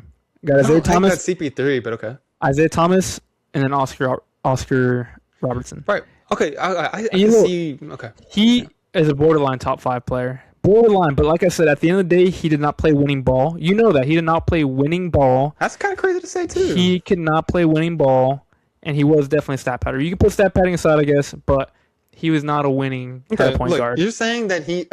Come on, bro. You're really draining it. Look, he's not a winning type of point Pause. guard. He went to the finals, fam. You're just draining it right now. Look, he went to the finals. He went, multiple times to the Western Conference Finals. He brought the Wizards team to the playoffs, like that trash Wizards team. I know you're talking about a couple years ago. Not a couple, like damn near 10 probably. But he brought that trash Wizards team. And do you know what I'm talking about? Yes, I That know what one you're where talking. it was Yes, basically I know just what you're him, talking about. bro. It was basically Yes. just him, bro. He brought him to the playoffs. He's a winning player, dude. Don't even say that. He got to the finals too, just like AI. Lost it, unfortunately, to Bruh, Bron. Come on. he was a number one. He was not number one on that team, bro. Quite close He had though. KD Kyrie and level. Harden. Kyrie, I think he was the Kyrie to LeBron, in that Cavs team. And to Team, say that, team full and of Robin. Team full damn, of Kyrie's Robins. pretty damn good too, kind of. Low key off the top. But So you know how there's Batman and Robins in the NBA, right? This one just came to my head. You know that big three in OKC, KD, Russ, Harden. Harden, yep. KD and Russ are Robins, while Harden's a Batman. Just saying. In a different scenario, in a different universe, maybe all three of them on the same team. Harden All is three of the them on the same team, no. Harden is the only Batman in that scenario. He's the only guy He's the who only truly will take over his team. I feel like KD can only play second fiddle. Out. Same thing for like He has Kyrie. two MVP finals Kyrie's a MVPs. good Robin. Kyrie's a great Robin. You know, Russ is a great Robin. But I mean, at the end of the day, I feel like the only true Batman, because anywhere Harden goes, he truly is the man. He has to take over at the end of the day, and it truly does become his team. Just saying. Anyways, I don't. Okay, look. I think what you're thinking of is just because he's a point guard, he has to take over. I think that's what you're thinking of. No, he's he a man. averages his assists because like the team scheme, the scheme for the team, the overall team. He's a point guard. He has to pass to the people. He has to score some points as well. Averaging 20 and 10 as a point guard isn't crazy to say. You're a good point guard. That's what you're gonna do. I think you're seeing it as, oh, he does everything. He plays his role very well. I think back in the day, yes, he does take over as a scoring point guard. Not anymore though. On a team with KD and Russ back then, like you said, they definitely weren't. You're tripping with that. James Harden was the bench player at that time. Great bench player to be fair, but yeah, that was his case Look, back in the day. all But time, who's better, Russell Westbrook or James Harden? All time. Russ, No, no doubt. no, Like I no. said, Russ has multiple achievements already. I give him that over James Harden just because of that. Harden has his own If you could say MVP. something, He's his yeah, own Harden has MVP. MVP and he has multiple scoring titles. But to say that he's all time, it's hard. It's hard. It's hard. It's difficult. They're But it's close, very close. It's close. but That's give a me close Harden. one. Give me Harden on that. I think Harden Preference. Preference. Harden plays winning basketball to this day. I mean, I you like don't. Harden. Harden's Harden nice, respect for me has gone up. but Definitely. I I mean, disrespected him a lot back in the day. I think that wraps up the first portion of this pod. We can take a little break, and we'll Yep. be back. All right, ladies and gentlemen, we are back. We are back. A little change of scenery for Roy. He got kicked out of the crib. Go humble beginnings, truly humble beginnings. Roy In the choosing another garage. in the garage. Have Back many. in the day, yeah, honestly, many memories here. Jake Paul incident part one. Who did he fight? Did you know? Ben Askren. Ben Crazy. Askren. A lot of gaming done in this garage. But yeah, I definitely thought, back. yeah, I fought producer Jay, producer Jay right outside of the garage. Lots of fights went on at Roy's Friendly crib. boxing competitions was friendly. We Tenacious. I just said it like boxing. We treated like another sport, obviously like basketball, things like that. Back in the day though, and You then yeah, You don't play boxing though. But anyways, Roy back in the you garage. do. You don't play boxing. You fight. You Anyways, come on, it's the same thing. no, you don't It's play the same boxing. thing. You're an athlete. A boxing If you're a purist like boxer, me. No, you don't. You don't play boxing. Anyways, you play we're back. boxing. We're back at it, Roy, in the garage. So sorry if it's a little off, but we roll on. Episode 10. We're hitting flow state, and ladies and gentlemen, we are now entering the Baker's Gold NFL zone, and we can start off with this one. So we were kind of going at it. So as of last episode, I was down by one going into this week.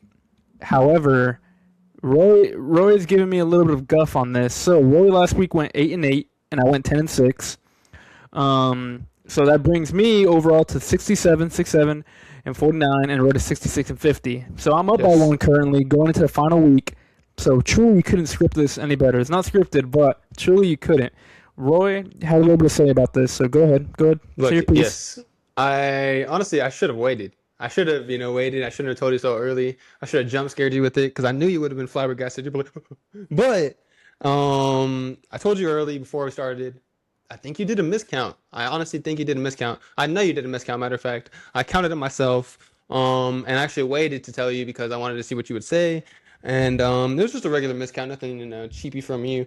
But I'm actually 9-7, not 8-8. I'm looking at it right now. Cheeky little miscount, but we are tied right now. Yes. No, and you know what? Look, so we went even on every single game except for 4, I believe. So, and then you got the one up because the Panthers lost to the Seahawks. I picked the Panthers. You picked Seahawks. I got the one up because you picked the Titans, and I picked what team was it? The Titans just played. Did they beat Jaguars? The Saints. It was the Titans and the Saints. And wait. My fault. Yeah, I'm bugging. And I picked the Saints. So we're even there, and then I'm up by 2 because you picked Pittsburgh and Green Bay, and I picked Baltimore and Cleveland, and that's what puts me up to. We can go back. I definitely go back and check, but we're tied right now. We're not tied. But as of now, on the score sheet, it says I'm up by 1 going into the final week. So pretty big. Holy moly. You know what? I started off really bad. There's nothing left. You're a little cheeser. I'm not cheeser, but we can go back on it. But we can start off with our pick'ems. All right, 2 games just happened today. I made sure to ask Roy about. Yep. I didn't know. I don't think I even asked you about the Niners one, but I already know. I don't think I even asked you about that. I would pick Hawks. Yeah, sure. But all right, so we both picked Carolina.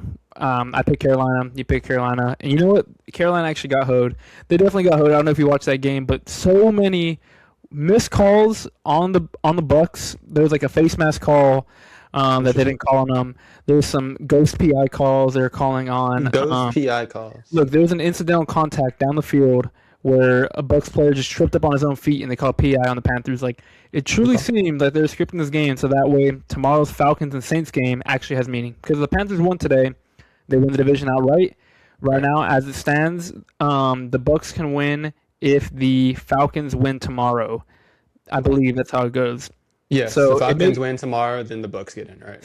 Yeah. So it makes tomorrow's game have meaning. So in my opinion, I think there's a little bit of cheesage right there just to make maybe a bit more viewage, maybe a bit more drama going into the final week, making that game have meaning. In my opinion, that's what it looked like, and the commentators were getting frustrated as well. But anyways, besides the point, real quick. I personally don't think NFL scripted like WWE. It's kind of crazy to say that. You're kind of insinuating that it is scripted, and everything has like an outcome, a planned outcome. It's not WWE at all. These are real athletes. People actually playing the game, putting their lives on the line, risking their lives, and yeah. At the end of the day, I think it's a little scripted. I mean, last week I picked Baltimore and Cleveland purely because I thought the NFL wanted the Steelers and the Ravens to have a final game with the playoff. And you know what? Look, and that's why I picked them. I said Vegas is going to make a call. They're going to call in. Baltimore is going to get that win. Holy coincidence. Sure, but a little conspiracy theory right here. I'm thinking the NFL is scripting these games a little bit. I mean, Brittany Mahomes said a couple years back, these games are indeed scripted. I doubt it, bro. I think Aisha Curry said the same thing. They're scripted, in my opinion, to add a little bit of drama. Aisha Curry said that. It was either Brittany or Aisha. It's one of those. Come on, bro. I don't want to call. Right, come on, bro. Anyways, let's get moving with that. Let's get moving on with that. That's what I'm saying. Your sources are Aisha Curry, bro. Look, that's what I'm saying. But let's keep it moving, all right? So, Bucks pick up the win. We both start 0-1. I picked San Fran. Roy just said he picked Seattle. So he's 1-1. I'm 0-2. You picked San Fran? That's crazy. I picked San Fran. They had a stop. They got stopped on offense, bro. I didn't watch the game, but 3 points is insane. Truly, only 3 points, but that's an L. That's an L way to start. And you know what? A lot of these games I feel like are kind of tough to judge. Last game, a lot of these teams already have playoff spots clinched, but I think a lot of these teams are still fighting for seedage, at least trying to get this home field advantage. So we'll see how it turns out. Moving on, So we got Cleveland at Cincy. Who do you got? Give me Cincinnati in this one. Not really explaining why. I think Myles Garrett will get a sack record. Steelers kind of fumbled that within. We'll talk about it later. But yeah. Yeah, I think I got Cincinnati winning this game as well. Yeah, not much to say about that. I think they're just a better team. New Orleans Shuck. at Atlanta now has big connotations to the game. New Orleans is moving crazy. Atlanta just knocked Mm. off the Rams. Who do you got? I think New Orleans are really gonna, save the Panthers season and beat the Falcons. Yeah. Okay, I got New Orleans winning this game as well. They're But moving crazy to end the year. Tyler Shuck has really changed that offense around, and they're Shuck? looking Shuck, Shuck. Shuck? Damn. Shuck, Tyler That was Shuck, Shuck. Shuck, Shaw, Tyler Shaw. No, I got Shuck. Shuck. Shaw, Shaw. No, Tyler Shuck, I believe his name How do you is spell his name? I thought it was Shough. Shoughgh. Shuck, Exactly. How's that Shuck. Shuck? Just is. Some names are Shuck just like or that. Shuck? Shuck. Truly, we're trolling. Shug? Wait, Shug or Shuck? With a Shuck, K. Tyler Shuck. There's no way it's a K. How does that make sense? It is. It's just how some names are said. Nah. It's impossible. It's impossible. It's impossible. Brother, you're focusing on the It's wrong Tyler thing. Shuck. It's Tyler Shuck. There's no way. Shuck. Tyler Shug, Shuck. Shug would make more sense too, but it's Shuck. Shuck. Tyler Nah, it's Shuck. no way. All right. Tyler Shuck. All right. We both got New Orleans trolling at that point. It's not trolling. All right. Green Bay at Minnesota. Green Bay has already got their playoff spot secured. Minnesota has been stringing together these wins. Who do you got? Give me Green Bay away. I think I'll coach with Matt. All right. Slayer. Me too. Matt Slayer. I got Green Bay winning that game as well. Dallas at New York Giants. Who do you got? Dallas at New York. Dallas, you're a stinker. You're a stinker of a team, but I think you're gonna win this game. Yep. Truly. I think Dallas is going to win as well. Not very often the Giants are beating the Cowboys, and I think that continues here. Tennessee at Jacksonville. Who do you got? Jags. Duval. Yeah. Duval. I got the Jags winning this game as well. I believe they're still fighting to win that division and need to win that game, so I got them winning that game. Indy at Houston. Same division. Who do you got? Give me the Houston Texans. Houston Texans for sure. Defense going crazy. Yeah, shout out Aiden. Yep. Shout out Aiden. Every time. Shout out Always. Aiden. Shout out Mr. Velcro. I got the Houston Texans winning this game as well. Okay. I'm eating my mic over here. Good Lord. I was about to say you're a little like- munching. You're a I'm little like eating munching. my mic. I can see you. I can hear it though. New Okay. York Jets at the Buffalo Bills. Who do you got? New York Jets at Buffalo. Buffalo. Give me the Buffalo Bills. Yeah. Yeah, give me the Bills to win this game as well. They disappointed me last week, but I got the Bills winning. Detroit at Chicago. Truly is an important game. Detroit cannot make the playoffs, but just purely out of pride, who do you think's going to win this game? Detroit or Chicago? At Chicago, that's the thing. I think Chicago is really going to pull out a nice home W for the home crowd. Okay, Yeah. well, I have the Lions winning this one. The Lions are 8-8 right now. Look, the Lions are 8-8 right now. Their coach is Dan Campbell. You know Dan Campbell's going to have that team fired up. Even if they're not playing for the playoffs, they're playing for pride. They're playing to have a winning record. I don't see Detroit taking a step back, having a losing record. I think for pride's sake, they're going to come out strong, and they're going to be a Chicago team that's already clinched their place in the playoffs. Actually, this is the last week of the playoffs. Last week of the regular season. Last week, oh, my fault. Yeah, last week. Oh, yeah, never mind. I'm switching. No, I'm you switching can't switch. that. No. You I just switched. convinced you. No, there's a cap. No. The only reason is because this is week 18. I'm switching this because you've done this before. I'm switching to the never- Detroit Lions. Yes, you've done this before. We can clip it. But we can do. No. I'm switching. No. I'm going to Detroit Lions. No way. No way you went to Chicago, and then I just gave you no reason. Look. I was about to say the quiet. Look. I'm not dropping that though. But look, real talk, bro. I'm switching my thing. Detroit Lions are gonna win this, and guess what? I'm going back a couple. Give me the Tennessee Titans to take that one as well. I truly can't believe you right now. I truly, That's I what can't I'm believe doing. you. No, that's what I'm doing, bro. And if you want to stop me, stop me. But I'm gonna go clip when you did the same thing, bro. And I'm gonna shed some light on that. I've never done that. Truly, I've never done that. I go off my pick'ems. I have them set in stone, so you can't even see them right there. I have them set in stone. I want to go back. I want to go. Okay, I'm doing too much. I agree. I'm doing too much. Slightly, But but I will take this one. I will take the one that we just did. That's it. I just convinced you. Wow, my The only thing ability. you convinced me was that it was week 18. And Sure. yes, Chicago's already in, so they're going to take out their starters. Come on, Sure. that's common sense, Doc. You're trying Nah, to trick dude. me. They're You're trying fighting to for get me. pride. I Whatever. totally forgot. Take Week it, man. 18. They're not Take fighting it. for pride. Caleb Blue's not playing. He's not playing. Who's their backup? Mr. Trubisky, probably? They're playing. They're playing. Buffalo. They're still playing for seedage. Everyone's still trying to get a higher seed. I believe That is this. true. That is You got to true. win your division, I believe. But I believe the Seahawks beating the Niners, isn't that Well, kind of catapult them, or is that am I mistaken? they can't get the 1 seed, but I believe who else? Then I it mean, doesn't matter. Packers. It doesn't matter then if they can't I get the 1 seed because I the Packers guess aren't close enough. whatever, bro. Make your switch. Lions, give Kansas me the City. Lions. Kansas City at Las Vegas. Who do you got? Kansas. Let me pull it. My fault. Wait, you missed one. You missed the Chargers, Denver. But just real quick, the Chiefs versus Vegas. Interesting matchup. I think what's his name just tore his ACL as well, right? Gardner Minshew. Gardner's not out there. He's out. He's not. He's not. Yeah, he's not out there. He's out. I think I know who the quarterback is, bro. He rolled out. Raiders trash too, and they're trying to get the #1 pick. Give me the Chiefs. Yeah, give me the Chiefs as well. For that reason, I think Raiders have the #1 pick in their lap. They're gonna come out and Yeah. get that dub. LA Chargers at Denver. Who do you got? Yes, the LA Chargers at Denver. Denver, have they secured the 1 seed? Let me know. Nope. Them They and the haven't Patriots. secured the 1 seed. Them and the Chargers Patriots. in the playoffs, I believe. Probably fighting for seedage as well.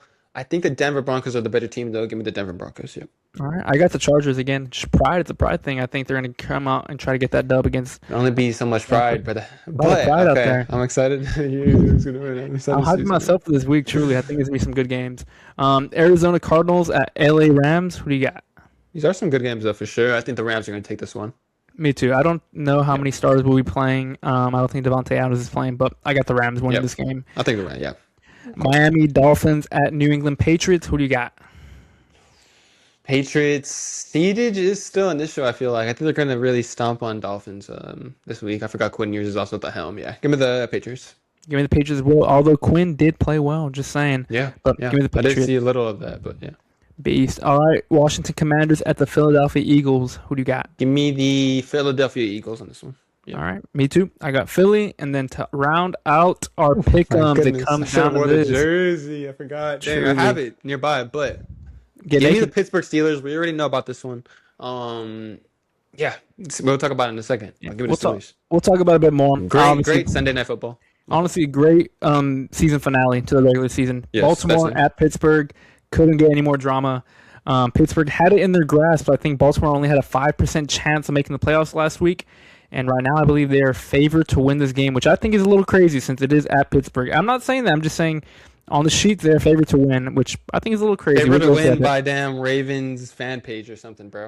Like, No, real talk, I'm by gonna be Vegas. hyped. I'm gonna be very hyped. It's gonna be a nice Sunday Night Football game. I'm gonna hop on the couch, hear that little theme song, dun, dun, dun, dun, dun, dun, dun, dun, dun, dun, dun, dun, dun, and it's gonna be live, bro. It's gonna be very hyped. I'm gonna be wearing a jersey. Which should I throw on? Actually, I'm gonna ask you, Watt or Minka? Finka? Minka don't even play there no more. So Exactly, but the Minka fits me better. The Minka fits me better, though. That's the team. you look good in And, it like, all. I appreciate that, but I'll wear the TJ Watt because he does have a lung injury, but he said screw all that. I'm gonna be ready to Lung play. injury. Wow. He I'll be punctured his wearing. lung. He got his lung punctured. I'll be wearing the Lamar tomorrow. I was thinking maybe the Cal Hamilton. I think I got even the Ray Lewis, It's but tomorrow. I forgot that. yeah, I got the Lamar jersey tomorrow. He's got a ball out tomorrow. Truly, it's gonna be on him. Look at you. He does, if they you're want to strong. win, He's I'm gotta be honestly happy. balling. Like I've been seeing some Steelers fans agree with me as well. I'm happy that Lamar is playing and not Tyler Huntley. Okay. Honestly. We can go into that a little bit more. Truly. You know what? Let's start off with that one. Let's start off with that one since we're right here.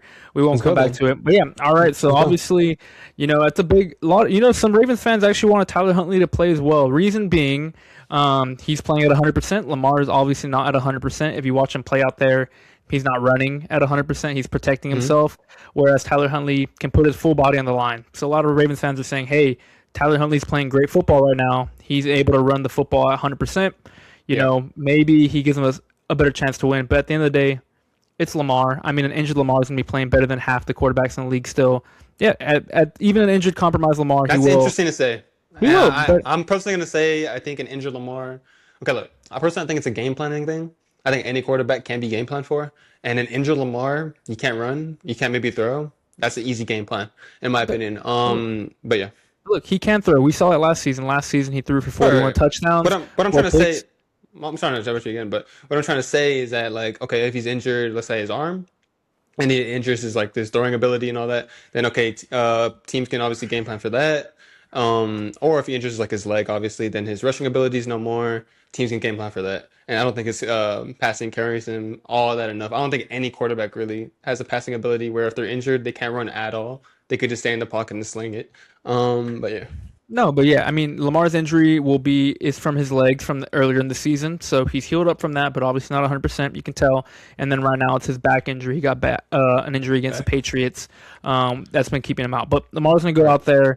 I have confidence. You know, It's a you gritty like to game. It's look. scary. You like to troll a lot. I try to give my. I truly don't like to troll that much. I give my respect to the Pittsburgh Steelers. They have had our number. They've had Lamar's number. He has thrown more picks than touchdowns when he plays the Steelers, which is horrible. Lamar is a great player. Lamar balls out against most teams. Truly, against the Steelers, he is not. However, we go back. I keep bringing that back. 1 year ago in the playoffs, the Ravens did play the Steelers and they did dominate. They had a good game plan, and you know what? At the end of the day, they still have Derrick Henry. At the end of the day, the Ravens still have Derrick Henry, and we've seen Derrick Henry carry this offense. Yep. Yep. So I'm focusing on Derrick Henry having a good game. Y'all can stop the run. We saw it against Jahmyr Gibbs. Y'all can stop the run, but Derrick Henry is a different type of runner in Right. December than Jahmyr Gibbs. Truly. Okay. Okay. Look, and honestly, look, start off from the top. I'll take on that point. Yes, the Ravens did, stomp on the Steelers. To be fair, not really crazy stomp. I still had some life. I thought they could win, third quarter of that game still. Um, but yeah, they definitely did win that game against the Steelers. We didn't have a quarterback at the time. I think Aaron Rodgers and the offense are going to start clicking. And starting right now, by the way, week 18, I think they're going to go all the way to the Super Bowl undefeated. Tackle the second point. Steelers have stopped the obviously an explosive Lions run game. My opinion, better than the better than the Ravens. What is it called? Derrick Henry is a pretty massive running back, honestly, and his runs do wear and tear later in the season. But I think the Steelers play with a lot of physicality. You've seen it too, especially in the Ravens games, rivalry games. You know how it is. Very gritty, very physical.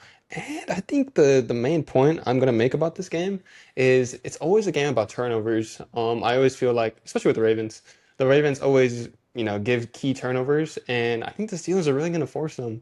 KJ Watt's coming back. You know how he is. He disrupts. Cam Hayward, he locks in. I think Patrick Queen, I love Patrick Queen. I think he's going to show out. Alex Heisman's been having games recently. And I think the defense and secondary is really just going to step up and the Ravens some trouble like they have been facing all season. They're 8-8 for a reason. And yeah, Okay, yeah, that's not crazy to say at all.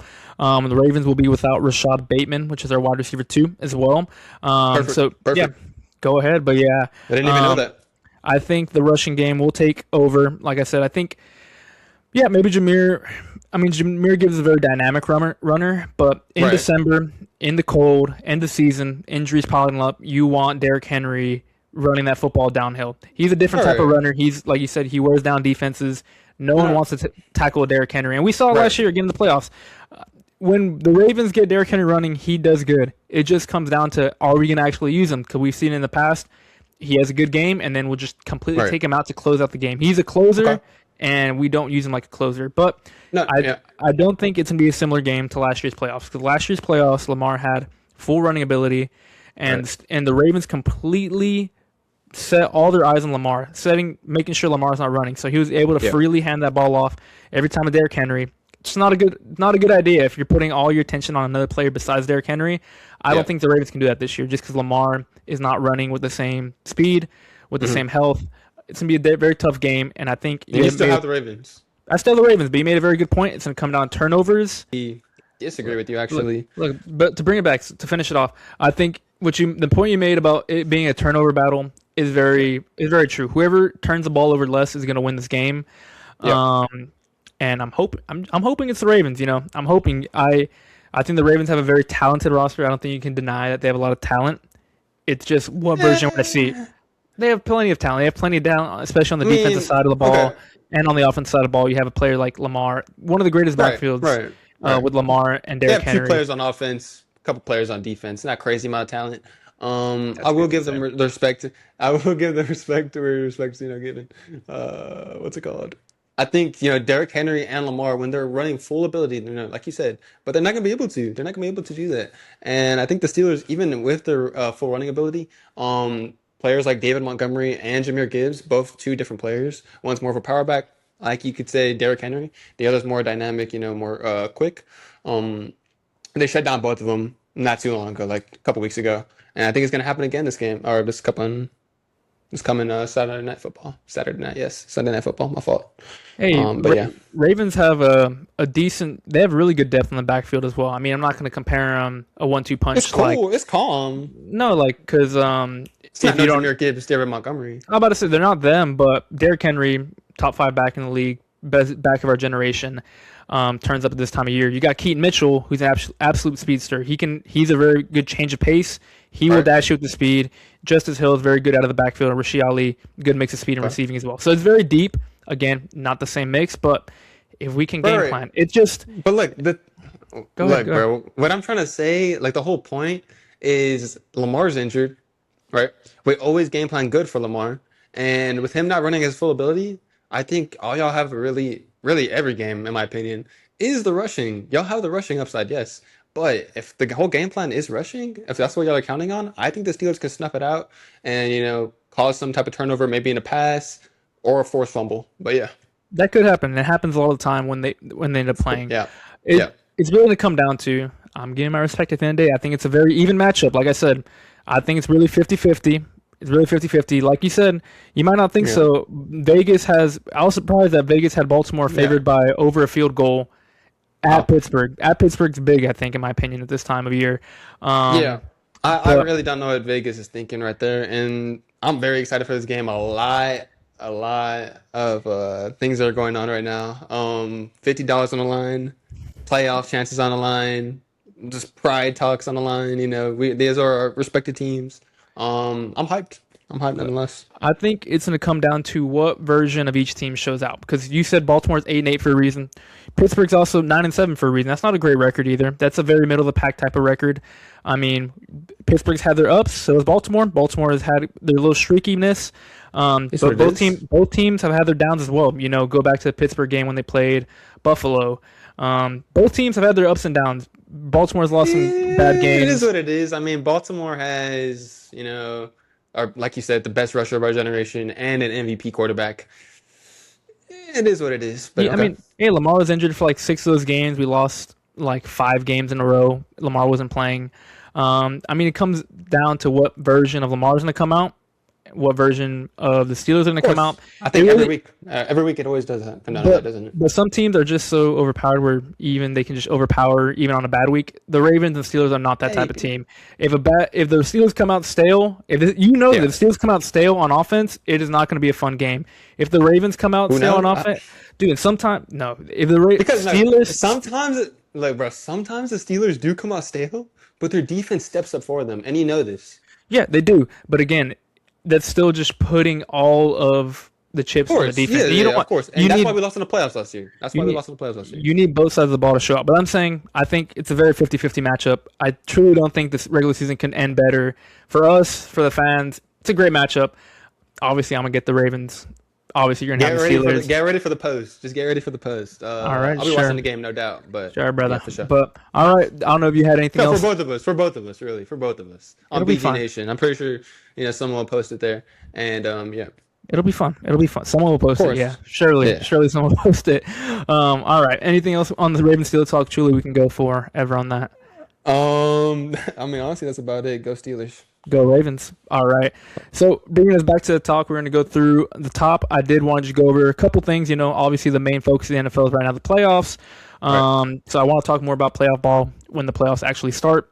Of course. Right now, I'll just let it play out. The main game going on right now, Ravens Steelers. We already talked about it. So some other Mm-hmm. subplots going on. I did want to talk about Malik Willis. There's a lot of talk about Malik Willis right now. Obviously, he Yep. showed out. He had a great game against the Ravens. They lost, but an 85% completion percentage, 288 total yards, 1 passing touchdown, 2 rushing touchdowns, and Wow. 134.6 QBR. Truly, those are great numbers. Ravens Right. defense, Yep. not really great this year. They're honestly pretty bad. A lot of the time they come out, but Malik Willis did have great stats. He has shown ability when he steps up for Green Bay, and Yep. that's making people say, hey, is he going to get paid this offseason? I believe he will. And Wow. what team will we go to? Will we be a starter next year, or will teams kind of want to draft a quarterback? I don't know if you want to give your take on that. Maybe thoughts. Yeah, no, I've definitely heard about the Malik Willis love. I heard some Packers fans trolling saying Jordan Love, you lost your job. But definitely some good stats, no doubt about that, especially against the Ravens team. I always have respect for him, even though you say I don't. But some possible teams, I don't think the Raiders. I know you have the Raiders right here. I don't think the Raiders. I think they're gonna get a draft pick quarterback from the draft. Dolphins, honestly, maybe Jets. If they were to get Malik Willis, I'd feel bad for Jets fans, just because I feel like they're really not ever, you know, going to draft. Building actual, from pieces. Even though they did get Garrett Wilson and Sauce Gardner from that one draft not too long ago, but quarterback wise. It's a mess over there, and I feel like Malik Willis isn't what they need. But possibly Dolphins. Who knows? I can't Okay. really think of any other teams. I really can't. But yeah, Maybe Browns. Maybe Browns want him. I mean, Shador's doing fine, but it's I nothing think crazy. Fedor's staying. Yeah, that'd be crazy if they Hon- do bring in Malik I would have. Willis. I would like Malik Willis to the Browns. Honestly, I don't think Shador's doing anything crazy. Thankful for him. I actually need to buy his jersey now. I put up a bet that if he beat the Wow. Steelers, that I would buy his jersey. So I need to buy that pretty soon. Yeah, But might cost a penny. Let's see, maybe pretty you might penny. have to I'm get the getting. boofta. I would definitely be getting the Boosta. I'm not spending 150 on no Shador jersey. But Yeah. you know, possible teams. Obviously, I don't think he's gonna stay in Green Bay. Like you mentioned, I don't think the Who Raiders will knows get him. though? I don't think the Who Raiders will get him knows? because I think the Raiders are primed to have the first round number one overall pick. Yeah, I yeah. believe they'll probably grab Fernando Mendoza at the Talking number about one. him. Yeah. Dolphins could be a good one. We have a little bit of discussion on Quinn Ewers and the Dolphins coming up as well, but Yeah. Dolphins could be a good one as well.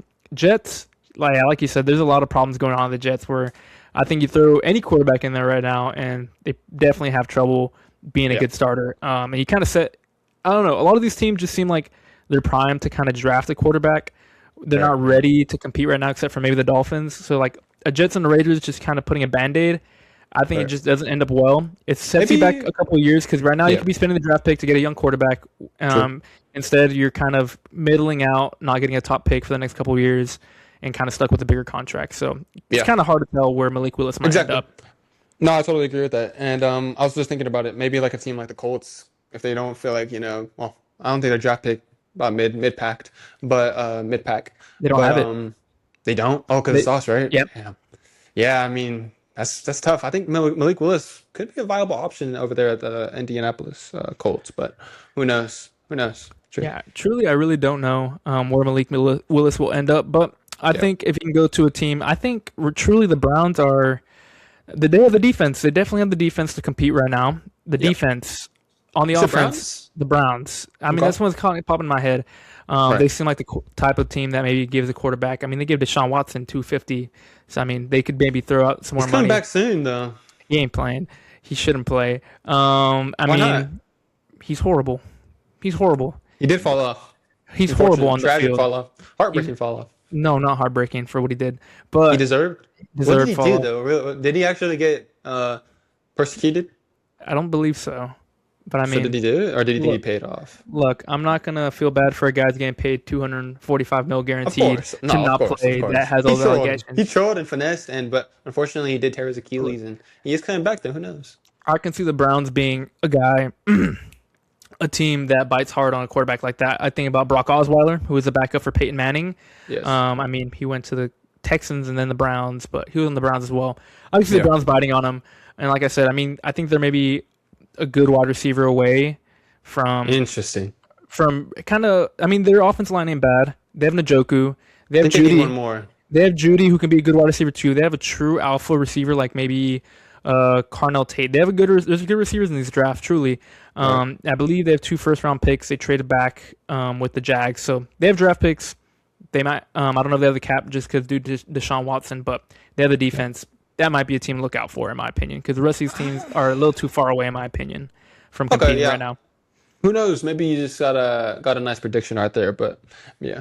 I Who mean, it's knows? a I don't book. think the Browns aren't realistically going to be good in my opinion, and start winning actual games. I know they had a little playoff run, 2021 or something like that, but I think in the next coming Shador years, they need to handle ownership before they make that next step, in my opinion. I don't think it's But yeah, Shador's team, really. I mean, he's played good, but not great. I think a stat came up where he hasn't really played much just for better a than season. Dylan Gabriel either. But That's interesting. they're around the same stat wise. But truly, He I looks mean, better though. Truly, he looks better though, in my ah, opinion, than Dylan Gabriel. sometimes he also does look pretty I got the stinker. eye test.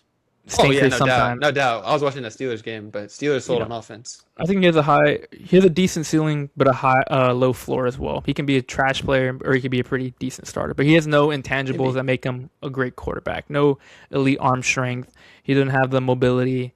So I don't think he really has he has intangibles to high be completion percentage, bro. sure. I mean, kind of sounds like a Tua type of guy, in my opinion. How Tua ended up. Nothing crazy about him, but He's a better whatever. scrambler than Tua, but yes, well, truly whatever. Prime Tua. Truly what. Truly whatever. We're talking about dang Tua. Truly Shador, whatever. Shador, Tua, Malik Willis. We can move on from that one. We'll see how that plays out, but I'm looking forward to seeing what happens with Malik Willis. I hope he does get a shot to start for a team next year. Okay. Moving on. Again, just more side plots. What was this? I mean, we can bunch these two together. It's madness. Micah and Diggs, first couple to date in the NFL. You brought that up. Yes. If you want to talk about that one a little bit. You did write that. I wrote No, I'm that. fine. I'm fine. Yes, I did bring it up.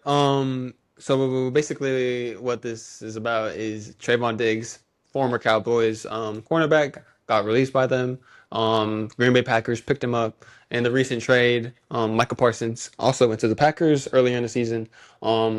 Basically, though, before that, they were at the Cowboys together, Dallas Cowboys, and they literally had a little bit of a bromance, similar to Lustin. No edits though, but actually recently there has been some traction. I have seen something saying that a comment, just a random comment, Insta comment, that Micah and Trayvon Diggs are the first couple in the NFL. Let me know your thoughts on that, Cowboys fans. That's maybe another L, maybe a W. You sent them off, but it's not the worst thing to happen. It's not. It's not a problem. It's just a funny comment. But yeah, and then you have that other thing written right there. If you want to say that. No, I'm not gonna lie. It's a pretty crazy Insta comment pool to say that Mike and Diggs are the It, first couple to date in the it's NFL. funny. It It's is funny though. truly It caught me off funny. guard. It caught me off guard. But yeah, But that yeah, was something I also want to bring up. Diggs, we spoke about him. Little L on the part, getting a concussion. That's whatever. yeah. Could happen to anyone. Diggs, yeah, Um, interesting. but I think personally he's going to do fine for the Green Bay Packers not having to be the cornerback number one. I think he'll do just fine. It's just Packers getting some more sloppy seconds from the Cowboys, in my opinion. Kind of funny how that turned out that they lost Micah and Diggs both to the same team, which is That a is team crazy. they hate Yeah, that historically kind of owns them as of recently. yeah. But yeah, moving on from that, final couple things. I want to do a little slight Quinn Ewers talk. I love my boy Quinn Ewers, one of my favorite Texas quarterbacks of all time. He balled Okay. out last game against the Tampa Bay Buccaneers. Buccaneers needed the win. I think they definitely could have secured the division this week if they would have won Mm, last week. So they needed that win. And Dolphins came out. Quinn Ewers had two great touchdown passes, one that went for over 60 yards, and then yeah. one even more impressive, really high anticipation in the red zone to throw it in between two defenders. He looks really great out there. Looks really poised. So Interesting. my evaluation on Quinn Ewers has always been great arm ability. I think he has an elite Mm, arm talent. I think he has a really good zip on that ball. okay. Um, I think his mobility is very limited, so he's not going to be a mobile quarterback, which doesn't translate well to the NFL. Happy feet in Right. the pocket. So if he can get pocket awareness, he can be a lot better. But his anticipation, his processing is NFL level. His processing had been NFL level since he was 20 years old. That's why he was projected to be a first rounder for a little minute. He fell a lot, but put him on a team that has weapons, has a good scheme. I've always said Texas runs a very similar scheme to the Dolphins in the NFL. Yeah. He was pro ready. He was made pro ready. If you're going to be a quarterback for the Longhorns, you're going to be made pro ready just because you don't simplify it for anyone. There's a lot of RPOs, a lot of option plays. There's a lot of reading the defense. It's a very complicated scheme. Quinn's ready. That's why he looks like a pro ready quarterback as a rookie. And it just brings, like we already talked about Malik Willis a little bit. I don't think Dolphins are going to have a high enough draft pick to pick a quarterback. So what are the Dolphins going to do next year? Yeah. I mean, they definitely have to make a move at quarterback. Whole lot of mess over there, in my opinion. You're giving a lot of Quinn love. I'll give Quinn a little love. I didn't watch the game, I didn't see the highlights, but if you're saying he balled out, I'm gonna believe you. But in my opinion, Quinn Ewers is another Shador Sanders, in my opinion, archetype. Personally, maybe another Tua archetype before the concussions. And to be fair, those aren't bad players. Those aren't bad players at all. It just depends on who you want to compare them to. You don't want to show love to Shador. I think they're on the same level, but yeah, They're on the same level. I honestly, personally, I do think I'm glazing Quinn's arm talent a lot, right. but You from the truly moment, are, in my opinion. like, Michael Penix has some better arm talent, and also, yes, he does. exactly. And Quinn's arm talent isn't all that, and Michael Penix is, he's kind of mid-chew, in my opinion. But Yeah, not Look. because of his arm talent, but From the moment I laid eyes on Quinn Ewers at Texas, like from the second I saw the ball leave his hand. Now, before him, we had like Hudson Card, Casey Thompson for like a year. But before that was Sam Ellinger. And I love Sam Ellinger. He put his heart on the line. He played with a lot of effort. But I'll cut that out. But yeah, from the moment I saw Quinn, we had Sam Ellinger before. He played with a lot of effort. yeah, But I could always tell that arm talent just wasn't there. Like it wasn't an NFL type of arm talent. As soon as I saw Quinn zip that ball, I'm like, that's an NFL quarterback's arm right there. Like truly, okay, like the effortless type of throw, to be able to fit it in those tight windows. He has that. yeah, He's always had that. Like I said, his processing is really great. There's a reason he was a number one recruit coming out of his class. Reason yeah, he was highly regarded. He fell a lot due to injury. It's always been consistency with him. At the end of the day, he's 22 years old. He's a very young quarterback wow, for age. He's slightly older than me by like 2 months, and he's already dealt with the highest pressures playing at Texas. He's played in playoff games. He's had great seasons.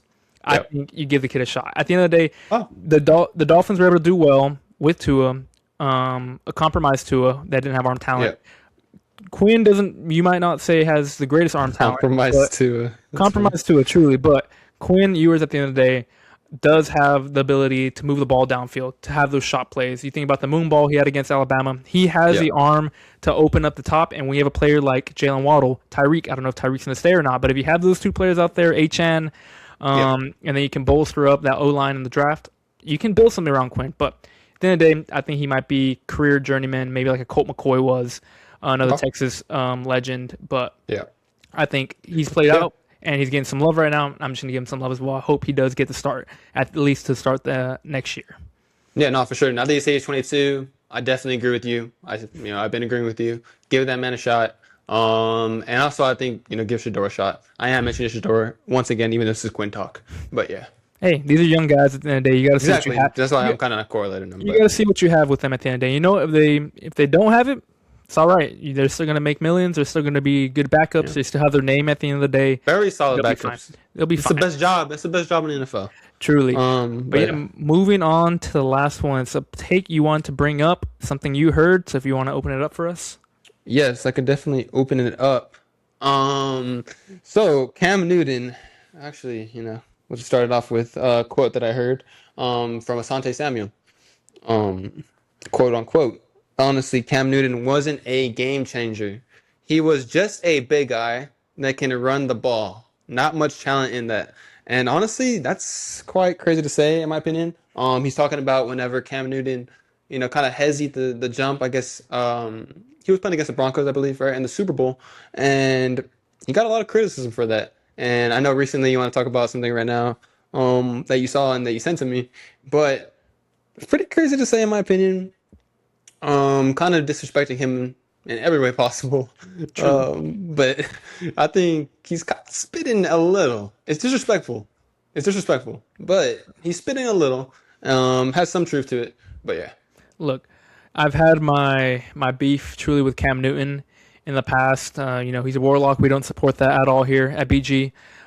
Truly, Right. I think he's clip farming now at the end of his career, but who doesn't? Truly, he's farmer. Yeah. Who doesn't at this point? But Cam Newton, say he's not a talented guy, he's just a big guy that can run. It's truly false. He's one of the greatest Wow. college quarterbacks of all time. He won a championship with Auburn, and he took the Panthers. That season he had with the Panthers, where they went 15-1, lost the Yeah. Super Bowl, obviously, but he took the Panthers. That run was probably one of the highest peaks an NFL quarterback can hit, athletically, especially with what he can do with the legs. And Superman. Yep. he does. He had an Big and arm. can run.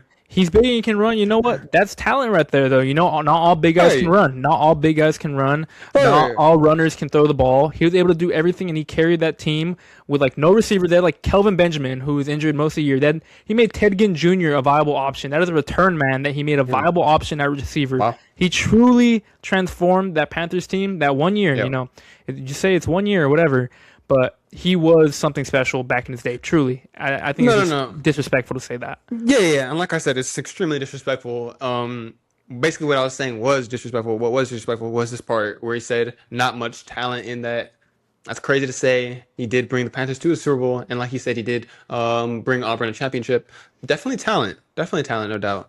But he wasn't necessarily a game changer. Maybe a playmaker, But you can't win these big games, and I think teams can really game plan for that. Him not jumping on the ball, That's a whole different subject. But him being a big guy that could just run, that's what makes him good. And teams can really game plan for that. So there is talent in that, but not crazy talent, not game changing talent. So he's right on that, but disrespectful nonetheless. Look, he ran into one of the best defenses I've seen play in my lifetime. Truly, that Broncos defense, the no-fly zone was crazy with Von Miller coming off the edge. Von Miller had a crazy game. Game changer, truly. Von Yep. Miller in his prime was. He ran into another game changer, in my opinion. I think Cam Newton was a game changer. I think Von Miller was also a game changer right there with him. And you know what? At the end of the day, Von Miller had his number that day. Maybe they play a different day, different week, different scenario. It's a different story. But Von Miller was a game changer. I think he's one of the best defenders, maybe an underrated Hall of Fame defender of our generation. You know, won 2 Super Bowl rings. He was a game changer, and in that game, he just had the better of Cam. When it comes to jumping on the ball, that is something that still haunts him to his day. Something people bring up to this day, and I think will bring up for the rest of Cam Newton's life. That is truly.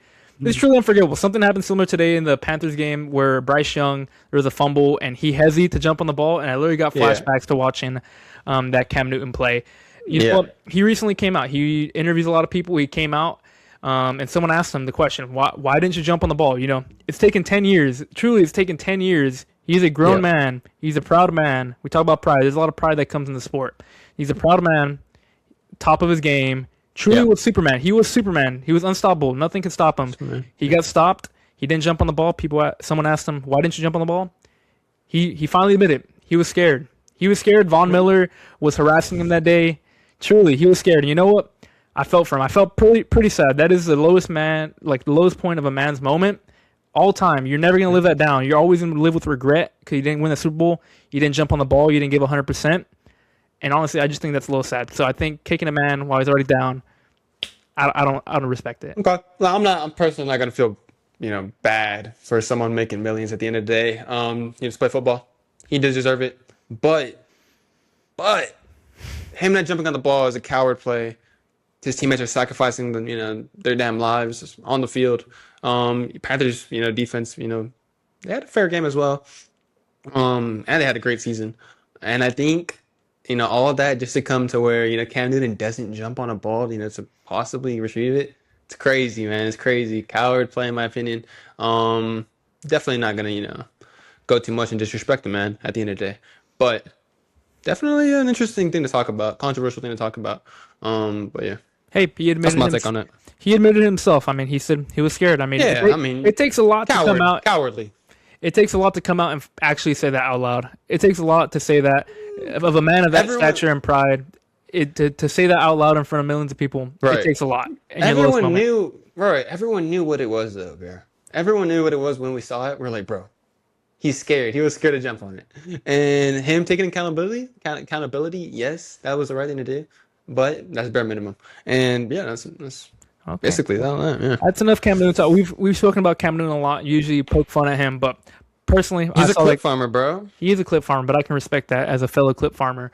But truly, I did gain some respect for Cam Newton for him and finally admitting that. And at the end of the day, if you watch Cam Newton play that season, you would know he was a game changer. At the end of the day, he just ran into a crazy defense in the Broncos and a crazy player playing probably the best game of his life in Von Miller.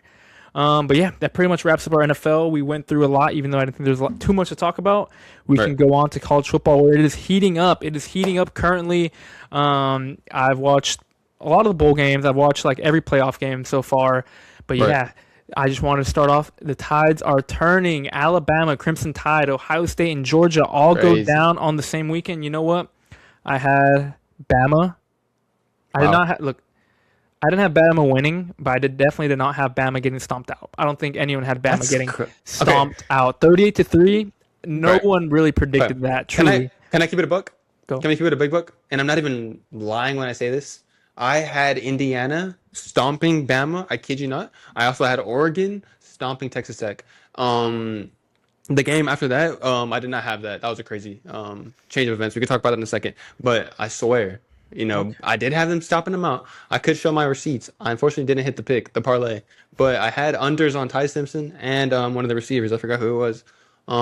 But That was a crazy turn of events, though. I think seeing all of those major teams go down, these big name teams, and seeing teams like Indiana, Oregon's kind of getting in the mix now, Miami, um, really taking down these crazier teams like Georgia, Bama, and Ohio State.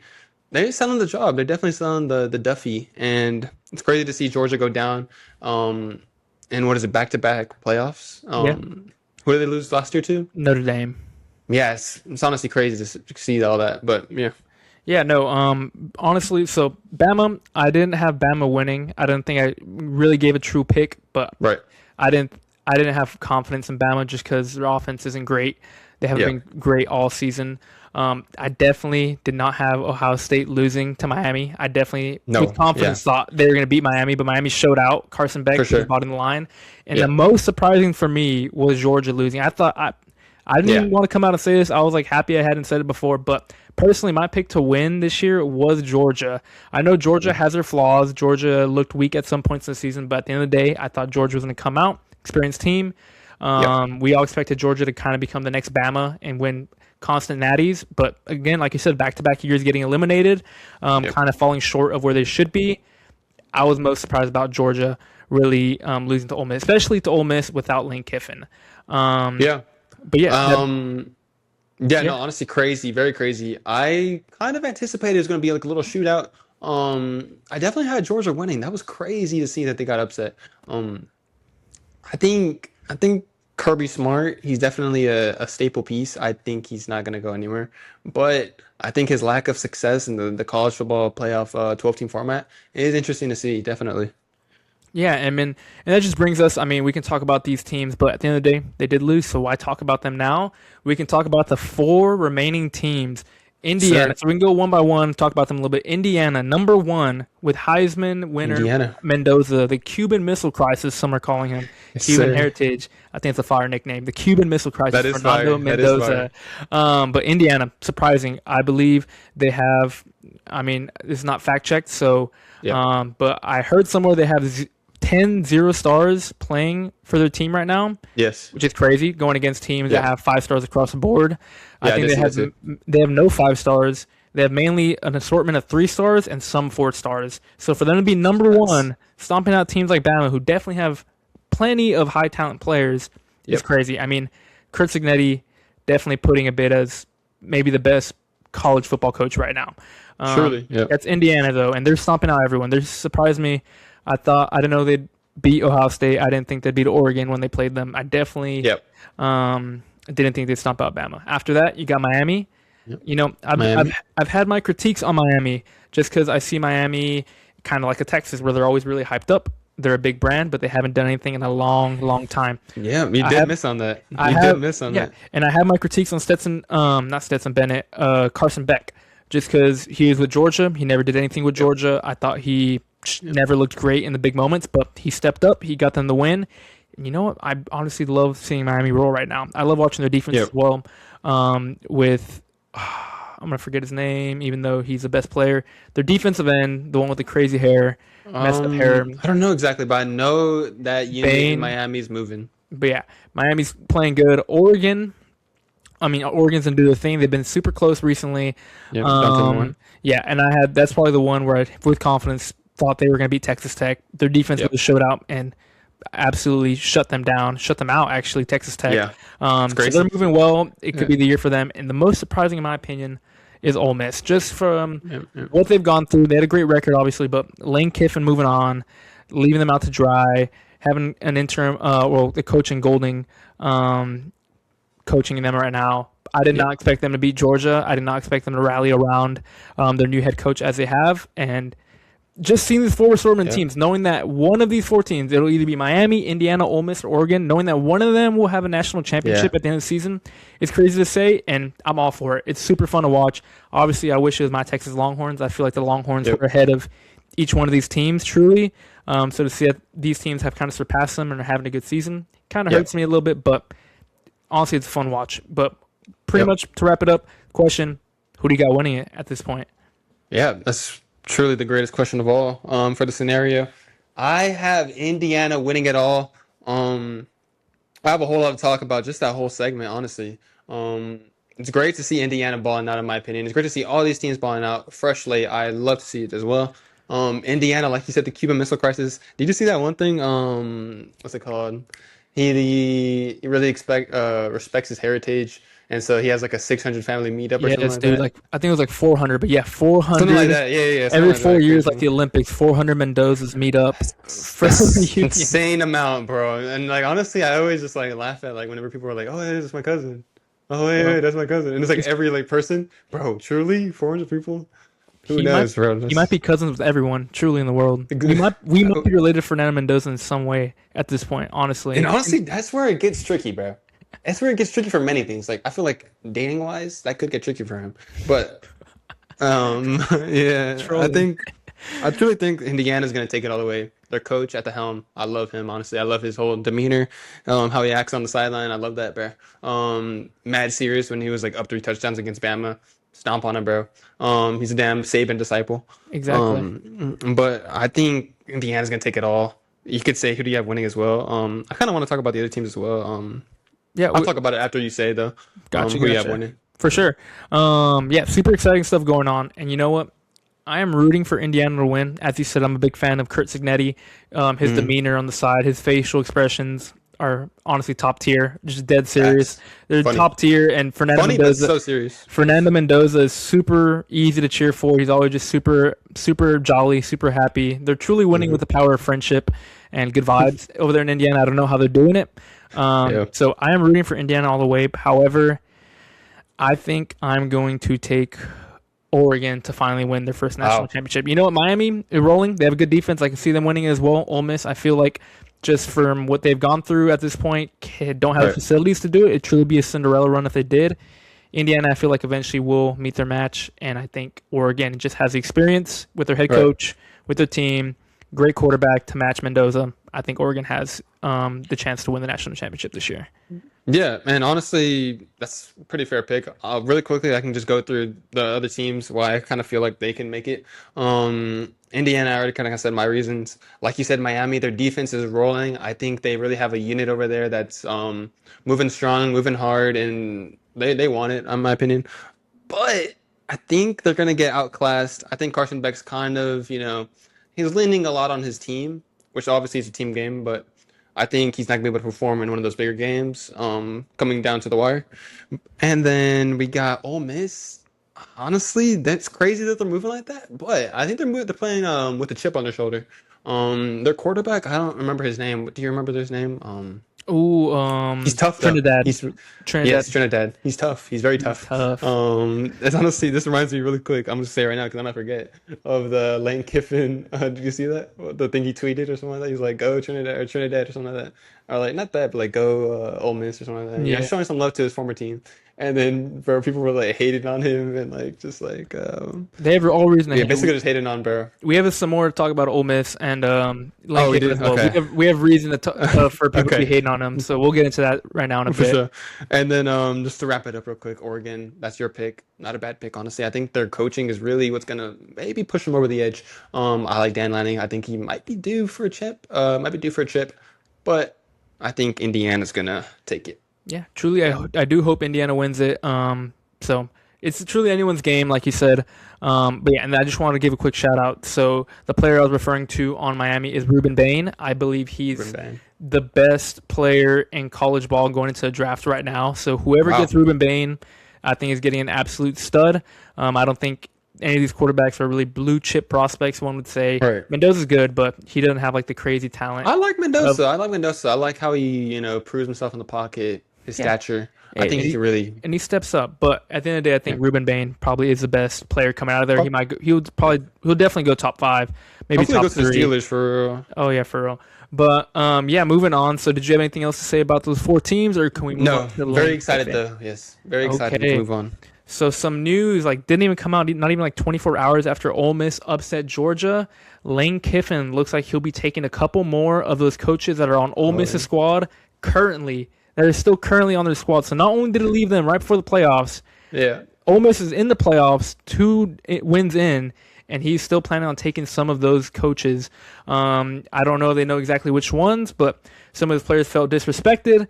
I don't have the exact quote, but it went along the lines one of his former players said, he just slapped us in the face and he continues to do so, but we'll show him what's up. We'll show him Okay. like pretty much how we roll, and we're Yeah, gonna just keep playing on with winning. Chip. Exactly. So that's a dangerous team playing with a chip on their shoulder. Obviously talented enough to keep up with anyone right now. They're 12-1. But again, just I really wanted to make Lane Kiffin the POS of the week. Like you said, he's kind of tweeting out here stuff about Ole Miss, kind of just taking the shine away. At the end of the day, we should be Yeah. focusing on these kids at Ole Miss, Chambliss again, but at the end of the day, just there's an ever looming Lane Kiffin situation going on there as well. Yeah. I mean, just Lane kind of taking the Kiffin, shine man. away. He's not even in the playoffs right now, and we're still talking about Lane Kiffin right now. So we can move on from that. I just wanted to give a shout that Lane Kiffin's a POS. Very good, Yeah, man. very good reason to be POS of the week. Maybe you should Now- stay to Ole Miss. Hopefully they make him regret Yeah. it. Yeah, truly, honestly. I've already seen some things like people saying like, "Oh, look at this town you're going from. Like, you're going to Louisiana." You get me? Yeah, it's honestly a drop off in my opinion. And if he started losing, that would be even funnier, cherry on top. Honestly, yeah, I'd love to see these Ole Miss players fighting with playing with a little passion.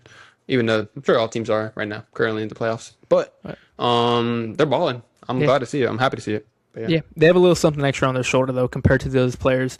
And Yeah. just to that point, to finish it out, I guess Lane Kiffin has a lot of expectations to fill. Not only going to a team of the caliber of an LSU, so Yeah. anyone coaching at LSU is obviously going to have high expectations. But now with all the attention, all the drama coming with him, and seeing that his team in Ole Miss is making it to the Final Four, that puts even more pressure. So, like again, like you said, what happens if he fails? Like, what if he comes out Yeah. there stale, doesn't transition well, doesn't pick up the right players? They go like 8-4, 9-3, miss the Right. playoffs. Yeah, I honestly, mean, that's going to put a lot of fire under him. He's going to be under a lot of fire under the media, a lot of Yep. stuff to poke fun of just because Ole Miss how they did this year. But that's pretty much all I had to say about Lane Kiffin. That's going to be a movie Yeah. next year, especially when he goes For back sure. to Ole Miss to play that game. Yeah, Yeah. for sure. And honestly, I don't really have much else to say about that except for the fact that I'm not going to be surprised if he goes out there next season, starts off like you said, 8-4 and 9-3. I think that's probably what's going to happen. But yeah, They'll do good. I think they'll do fine. Lane Kiffin's a good coach. He'll get good transfer players. didn't they go 10-2? I think I'm honestly predicting around a 10-2. I don't know their exact schedule, but around a 10-2 interesting. feels about right. That's Making interesting. playoffs. I think they Um, play Texas this year as well, and another team that's pretty up there as well. Like, I mean, SEC teams are going to play. I don't think they're going to win those bigger games, but we don't have an answer. We'll see. We'll see. Go We'll into just have that to wait just and yet. see. Yeah, long Um, way to go. But yeah, bringing up again another coach we talked about, Dan Lanning though. So obviously, very ugly situation with Lane Kiffin having to leave his team. Even uglier that he's taken coaches to this day when they should be focused on the playoffs. So Dan Lanning actually had, here's gonna be a little quick. He had a little suggestion. He said they move up the college football season up one. They don't take Yep. any breaks and they play every Saturday. That goes to the playoffs because a lot of these teams that got these first round buys went a whole month without playing. Yeah. So he said, Yep. skip all that, play every week, play all the way through December, and that way our season ends in December, and that gives us perfect time. Coach can play all the way through, gives them time to do the transfer stuff. That way it lines up better with academic schedule. People are saying Yep. that's a great idea, and I think, honestly, that is a great idea. And that seems like I'm sure that fix is not an easy fix. It probably takes a lot more to actually get that done, but Yep. it's a good idea in my opinion. Yeah, honestly, that's a pretty damn solid idea in my opinion. Dan Lanning is spitting on this. I feel like the big problem about this that I actually did see was schedule conflicts. I feel like other sports organizations are taking up more time. We have the NFL, obviously, bigger end of season games and then the actual playoffs. But this is actually a very fire idea. So basically, they would play the playoffs every week. And Yeah. is that what he's trying to say? Yeah, Okay. because right now there's like a whole month between like conference championship games Yeah. and these games going on in the playoffs right now. Yeah. But you And know, honestly, yeah. good. I was definitely thinking that too. I was like, these one seed teams, these teams, like Ohio State or the teams that have the bias, are taking these L's. It's kind of crazy to see, and I feel like last playoffs there was the same thing that was happening. So it could really be brought up that this break that they're doing in between is really hurting the higher seeded teams, and yeah, I definitely see it. Yeah, and I mean, one last thing to the point, you said a lot of other leagues going on, like the NFL. Lanning said, hey, at the end of the day, college football has helped NFL a lot. I mean, we're the direct pipeline for players to go to the NFL to produce the product that y'all have. We give y'all Sundays. We like literally never touch Sundays. Right. Like we give y'all that day. How about y'all just give us Saturday? Like y'all have some of Yeah. these Saturday games later on in the season. I mean, just kind of mutual respect here. College ball is so huge at this point. Some would say even bigger than NFL. Debatable. I like college ball depending on the season more than NFL. Right. And yeah, I mean, it's true. They're the direct pipeline. These coaches are doing the job to get these players ready to go to the NFL. Right. I think they should just give them the respect and let them play Saturday. Give them Saturdays, man. It's No. Okay, look, I totally agree with that. NFL's kind of cheesing, taking up Saturday and Sunday, Friday, sometimes, and Thursday and Monday. Yep, Whole truly. damn schedule. Give some games to the college. What I do disagree with is college football being the pipeline to NFL. Personally, I think XFL is the direct pipeline to the NFL. I think these XFL players are balling out, and I think NFL should really start scouting and looking more into that. But yeah. Name 3 XFL players.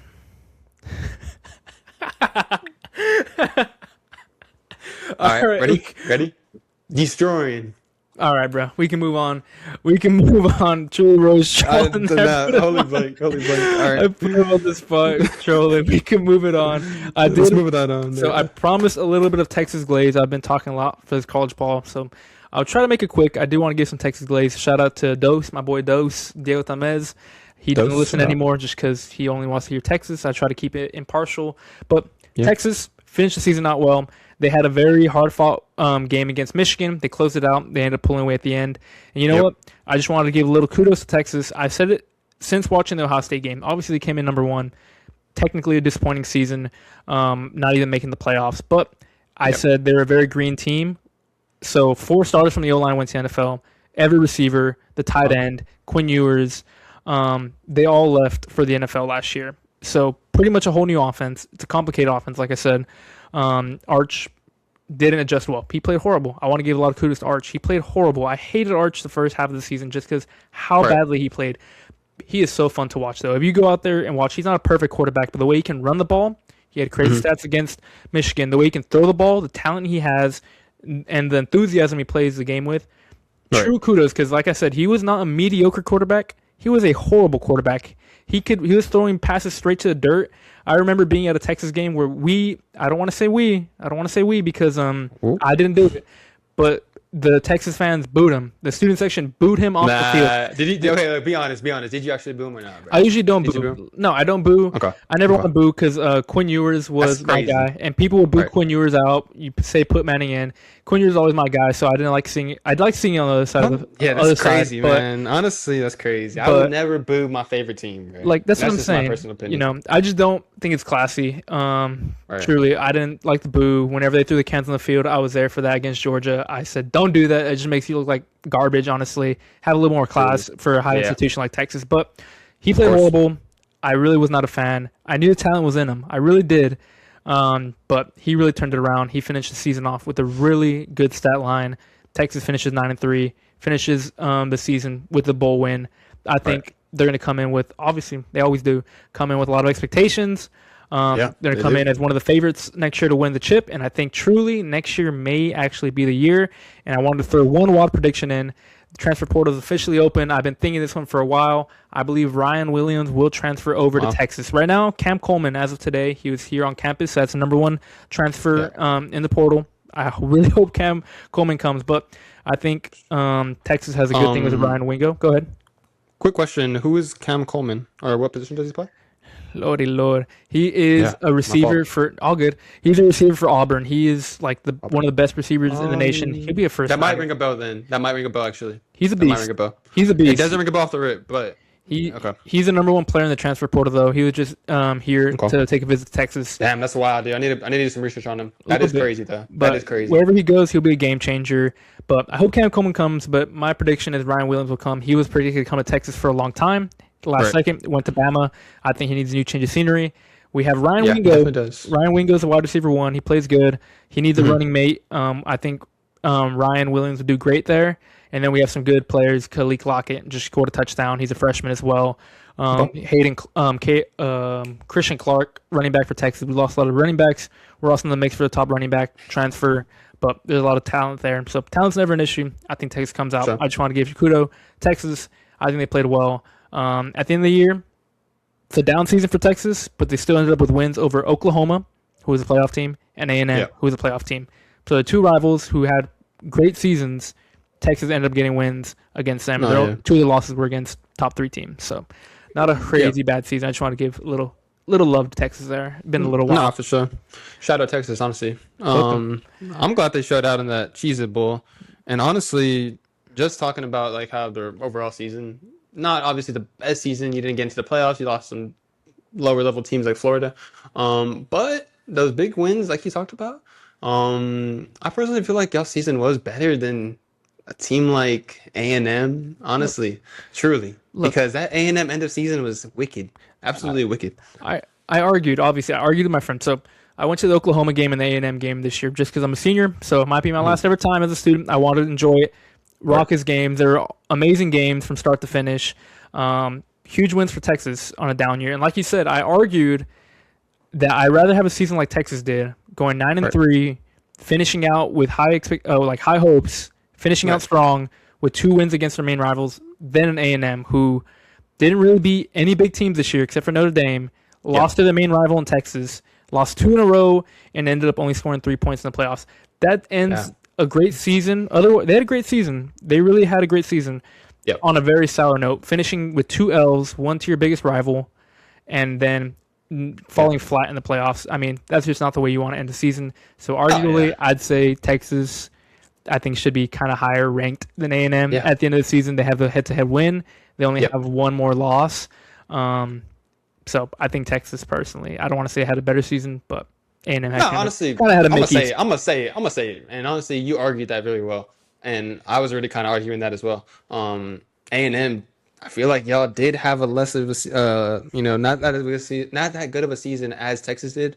The points you already listed, but also like you didn't win a bowl game, right? Or basically, you didn't win at the home game against Texas, your rivalry game. You didn't win a chip game, a conference chip, because you didn't even play it. And you kind of had that crazy L against Miami. That's sad to see. That's definitely sad to see. As a fan, at least, I feel like as a super fan of A&M, I would be very sad. But who knows? Next year. Look, I'm about to say, kudos. Honestly, I did not think A&M would be on the track they are right now. It seems like they obviously made the right hire with Mike Elko. They're going in the right direction. They're always going to get those good players. So kudos to A&M on a really good season, but at the end of the day, not a lot to show for a really good season. Like you mentioned, no playoff wins, lost to your biggest rival, your best quarterback who you are rooting for Heisman, threw multiple interceptions in the biggest games and didn't get an invite to New York. Not a lot to show for a really good season at the end of the day. I mean, I just poking fun a little bit at a A&M team, but kudos to them for a good season, and it's going to be a good rivalry between A&M and Texas for the next coming years. They're on the right track as well, truly.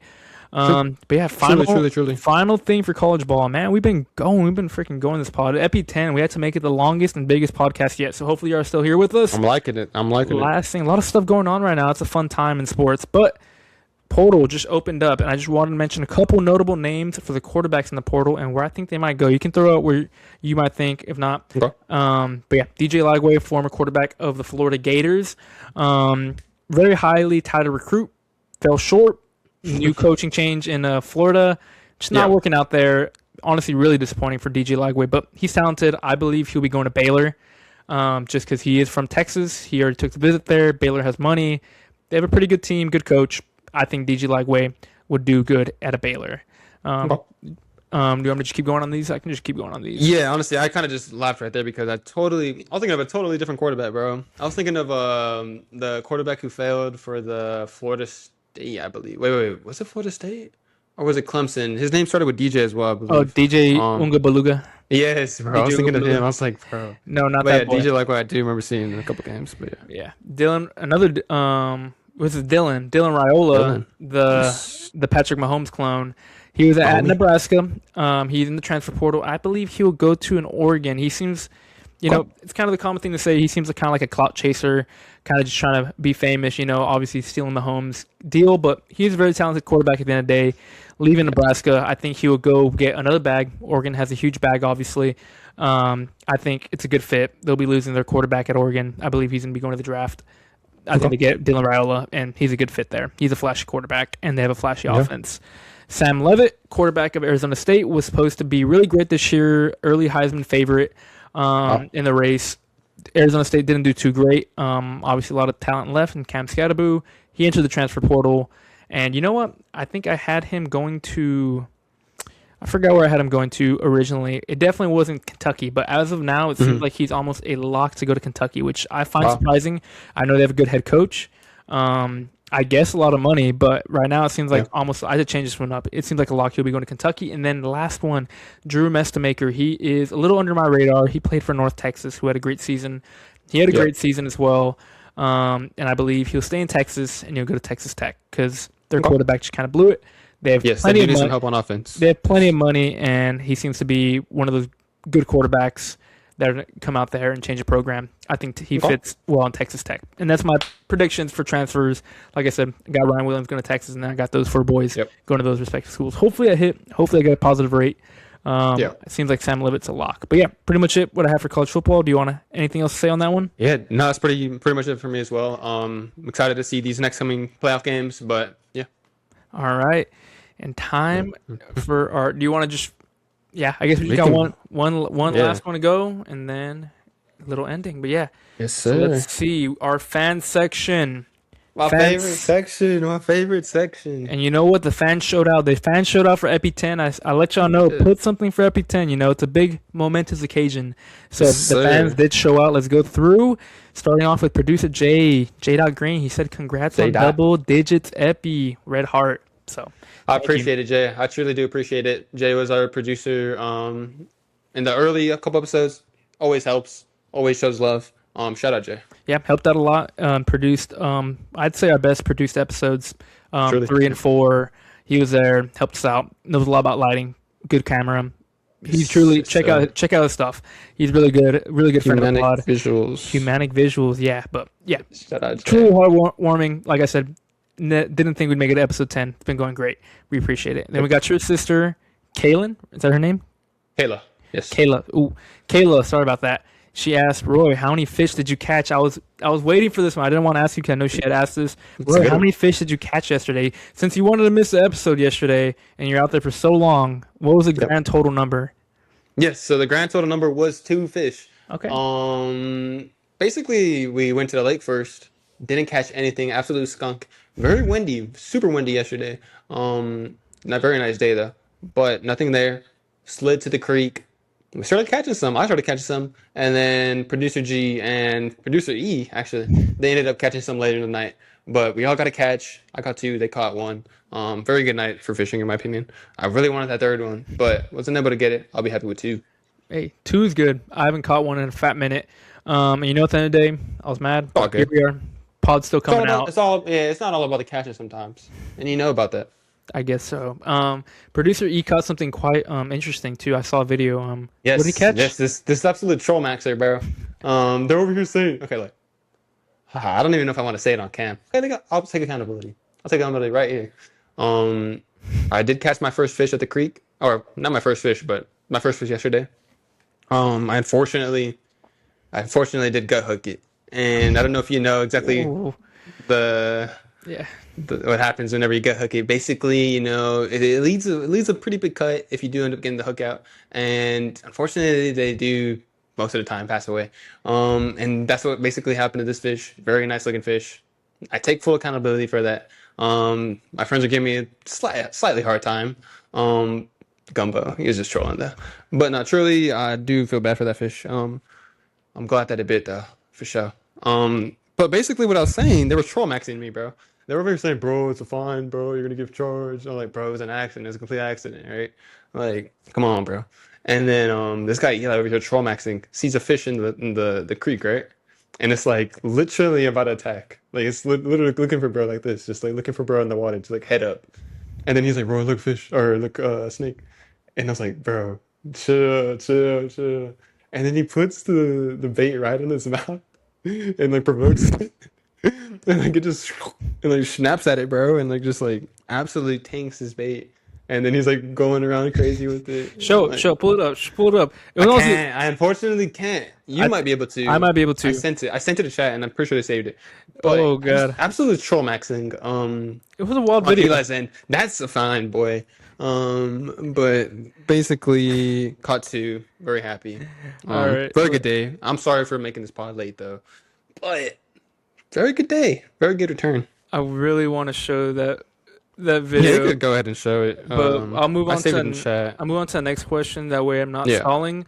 Bert supposed to be on this pod. I guess he Bird. slept, sleeping for 17 hours. George Pickens is a top 5 wide receiver in the league? Question mark. Let him know. You can take over on that one for a sec. Okay, I believe last time we talked about this, I believe honestly the season he is. Well, I'll give respect where respect's due. Towards the end of the season, I obviously didn't have, the greatest numbers. Top five though, I'm pretty sure we could do that. I think borderline top five. We could say borderline top five for sure. Top 10 receiver this season. For sure top seven in my opinion. But yeah, Okay. Yeah. Overall, like point blank, I yeah, don't think he's a top 5 receiver. However, as you said, this season, I'd say he's top borderline. 5. I'd say he's top 5. Borderline. Top Okay. 5 to 7, like you said. But Right. overall, no. But here, I got the video. Hopefully, the camera can focus on it. Yeah, go ahead and show that. I can't see it right now, but I already know what it is. Absolutely, Troll Max didn't have fun beat producer E to do that. The snake wasn't harmed, by the way. It released its fangs, and if you know how fangs work with a snake, they're able to go in and then retract back out. So they retracted back out, and it just swam away. Fang, But yeah, be careful with the creek, bro. Really, Fang Maxon. All right. And then we got Mr. Nathan Bylander. Do you know Nathan Bylander or no? I've heard of Okay, him. you've heard of him. Heard Not whispers. personally. All right. Yes. Love my boy Nathan Bylander. Great Shout guy. out, Nate. Shout out Nate. He says, "Take me fishing." So Okay. Nathan, unfortunately, I'm not in the hometown too often. Is more of they're more of the fishermen than me. I bought a pretty expensive rod, but I don't go too often. But Yeah. we'll have to take a look. We go on some group fishing Really? trips sometimes. Like I said, I'm not there too often, but if I'm in there, we'll have to give that a shout next time. No. He knows. True. He knows producer Jay and him, right? Like, He I know, mean, yeah, he knows me, he knows Miggy, he knows producer yeah, Jay. yeah, He we knows can most of us. definitely. I'm sure eventually Look, we'll all be here. At the end of the day, fishing's for everyone. Fishing's for everyone. Anyone can Course. truly be a fisherman. Man, we got a lot to go through, so we're gonna keep going. Connor Parker. Okay, Oh, wait. okay. Personally, bro, not everyone can be a Okay. fisherman. It does take practice, but eventually everyone can be a fisherman. But yes. Okay. Uh, Yeah. Connor Parker says NFL playoff picture and y'all's opinion on who makes the Super Bowl. So I did want to save playoff picture a bit more for next week, just when it's Okay. fully shaped out and when it's Yeah. more in season, I guess. But it's looking good. Personally, playoffs are looking good. Really good matchups. I think. I think the season this year is real top heavy, like where the good teams are the good teams. Kind of shows down to the end where most of the playoff spots are already filled up. Right. But like I said, top heavy, which makes for good playoffs because a lot of these teams are equally matched. It's gonna be a good one, and I think. I mean, I'm gonna keep saying that. I've said it many times. I've still got the Rams winning the Super Bowl as long as Rams. Devontae Adams can come back and be healthy.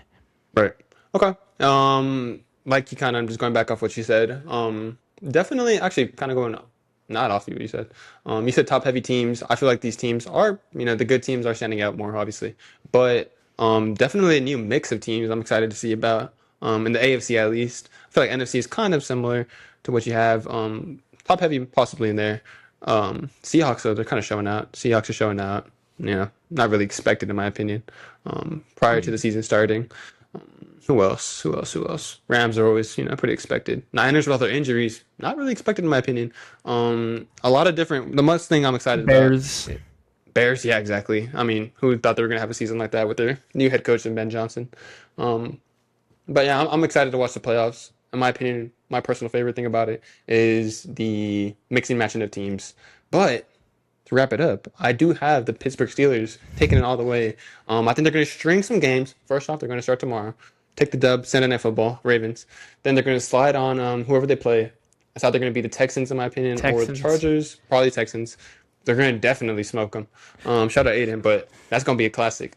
I think they're going to smoke them, in my opinion. And I think they're going to, after that, they're going to start, turning up, tuning up a little more. And I think they're eventually going to get to face the Bills, the Buffalo Bills, in the AFC Conference Championship, to beat the Bills and then go on to beat the Rams in the Super Bowl. But that's my entire prediction. I know I'm yapping, but that's my entire prediction. Okay. Yes. Yeah. I mean, I can go off on some of these teams, like you said, the Patriots, Broncos. Yep. Patriots, Broncos, Bears, and Seahawks are some of my more interesting ones. I want to see how they perform. But Yep. like I said, I think I want to save that a little bit more for next episode. We'll talk a bit more Yeah, playoff for sure. talk. But it'll be fun. It'll definitely be fun. Tommy Gambrell says, is Jalen Brown the best in the East right now? Wow. Is Jalen Brown the best in the East? Jalen Brown is actually hooping right now, and I actually didn't put it in the thing, but he actually recently had a tweet where he felt really disrespected about him not being Player of the Month. Kind of crazy he's kind of heated, troll maxing, but he's feeling really disrespected. I think I forgot exactly who won. Probably Jalen Brunson or something like that. But he did feel disrespected that he wasn't listed Player of the Month for the Eastern Conference. He's hooping. He is hooping. He has multiple consecutive 30-point games. Tonight, I believe he had 50 points against the LA Clippers. Crazy. Tied his career high. Absolutely showing out. Do I think he's, what did he say? Best player in the Best in league? the East. East. In the East. Okay. East? I can kind of get behind. This season? Like the thing about it is, if he's scoring well, yes. Because he can play defense as well, you get me? I would take a Jalen Brunson over playing, like a Jalen Brunson. But his defense kind of lacks compared to, obviously a taller, lengthier Jalen Brown. This season, though, man, that's crazy. What do you think about that? Because I'm trying to think of other players right now. That's what I'm thinking of. I don't. I've already mentioned before. I don't pay attention to the Boston Celtics too much. They're just not. They're not my fancy. Truly, Right. I don't have fun watching them. Even though they're a good team, they're obviously always, Right, always right. are. Surprised to Going hear. off those stats I just listed, I guess you could say. Pretty crazy to say, but I mean, in my mind, not backing it up with stats, just my personal opinion. I'm always going to pick a Giannis. I think Giannis. Okay, right. Yeah. Giannis is the second best player in the league, in my opinion. That was a little forgetful moment by me. I'm always going to take Giannis, and then like you mentioned, Brunson. Brunson's a beast. I know the Knicks are turning up right now in the East. I think the top of the East right now. So I'm a personally, in my heart, take the Brunson and the Giannis before I take the Jalen Brown. But however, huge ups because I did not know he was balling out like that this season, which he needs to with lack of Tatum. But he can definitely be the man on his own team, and he's top 5, top 3 in the East from the looks of it. For sure. I totally agree with you, Giannis. Totally forgot about him, but yes, I pick Giannis, no doubt. Right. I think he kind of gets over Jalen Brunson, just a tag because of defense, but yeah. All right. Then we got Miggy. I think it's his first time debut of the fan section. Yes. He asked a banger too. He said he hates how he was limited by the word count. His imagination really took flight. Damn. He said Ray Lewis versus O.J. Simpson in a fight to the death, both equipped with a knife. Who wins? See, the knife thing that's difficult because you could say O.J. has a little experience. Definitely. No, that's the thing. My thoughts. But at the same time, Ray does have a body, doesn't he not? He does. He has a big body. No. As in, like, he has a body, as in, like, he caught a body. No, he definitely didn't. That never happened. I thought he got convicted for murder. No. Wow. All right. That's news to me. Might be some kind of controversial, thing that happened back in the day. But Ray Lewis versus O.J. Simpson knife fight? Give me Ray Lewis. I think he's really going to just go freak mode and, Look, that's actually hard though because O.J. Simpson sees red, bro. He sees red. Look. At the end of the day, O.J. Simpson is dead. Yes, that's true. Rest in peace. We're talking about a dead man. I forgot about that. O.J. No, we don't have to say rest in peace. But I mean, I'm just saying if they're fighting right now, O.J.'s already dead. Truly, to say the facts. So you got to take into account into time frame. All right. So we're looking at O.J. when he did. Did he do the murder? I don't think he got convicted. Not fully confirmed, but he did. I mean, he wrote a book. He was troll maxing the whole time. Look. All right, saying he doesn't want to be back in LA because he feels the murder's gonna be there. Bro, you gotta see the murder. But it's all good. So look, I'm gonna take him as OJ of the time that he did the murder versus Ray Lewis. I looked it up. He didn't get charged, but he got charged but not convicted of double murder with a knife. He got charged but not convicted with a knife. That's what I'm trying to say. Look, OJ is the OG of these NFL player murders. I'm gonna take the OG at the end of the day, the original to do it. I'm taking O.J. Simpson all day. I think he's definitely got that practice. He's got that swagger to him. He's gloating about it. Ray Lewis is a changed man. He's a man of no. Okay, yeah, he is changed man. But let's go back to when he did those double murders. Let's go back to when he did double murders. He saw red as well, but this time around he actually took accountability. That's even more scary in my opinion. O.J. he's running from it, bro. I mean, not anymore, obviously, but I'm taking Yeah. OJ. I'm taking OJ at the end of the day. Say what you want, bro. Give me Ray loose. All right. And we got a double whammy from Brandon. Brandon was texting me this as well. He wants to be he Love wants to me be some my Brandon takes. I love me he some wants to be Brandon my takes. co-host. So Brandon said he wants me to be to kick you out, which I don't even have the power to do, and for him to be the co-host. So Brandon, quit trying to break us apart. But he says, "Why can't I be on the podcast yet?"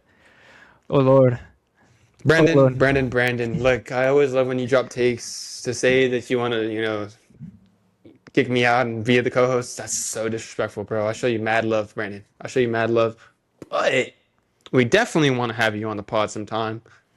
But um probably not anytime soon. You can definitely show out though. You could actually pop out. We're gonna have an event pretty soon coming up. Maybe at UW, maybe somewhere else. I don't know yet. But Matt versus Bert.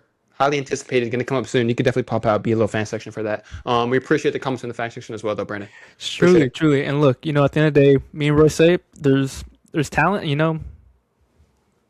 and Roy are talent. At the end of the day, there's talent, and I haven't seen you, Brandon. I don't have enough to judge. Just sometimes I can definitely see. I hear people, I see people, I feel it. We talked about aura earlier this All right. episode. There's Yeah, talent. exactly. I gotta Yeah. wait to see what you got. But yeah, definitely show out. And look, what we say about I've heard a lot of talk about guests. Look, little incident. A So lot. I definitely broke my mic today, gang. Hold up. You gonna show it? You're showing it? Okay. Yeah, so I just showed. I broke my mic, so I'm definitely gonna have to buy another mic because I don't want to deal with the bunka Yep. with a band-aid on it. It has a band-aid. So I will be buying a new mic. So we will have a third mic. A lot of my excuse when I tell people why they can't be in the pod, I said we only got two Yep. mics.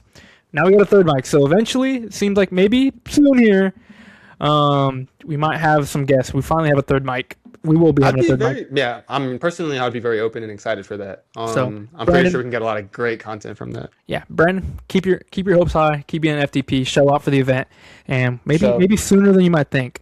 And then Brandon asked an actual genuine question: why are the Lakers struggling right now? We dove about this a little bit already, slightly. Yeah. That's a good question. I think it stems from multiple things. I'll list two right now that I'm kind of thinking of. I think it's from a big issue. Your bigs aren't really, anything crazy. You need a supporting cast. Lucas strived whenever he had Derek Lively, Daniel Gafford, and I'm pretty sure I'm forgetting one more center.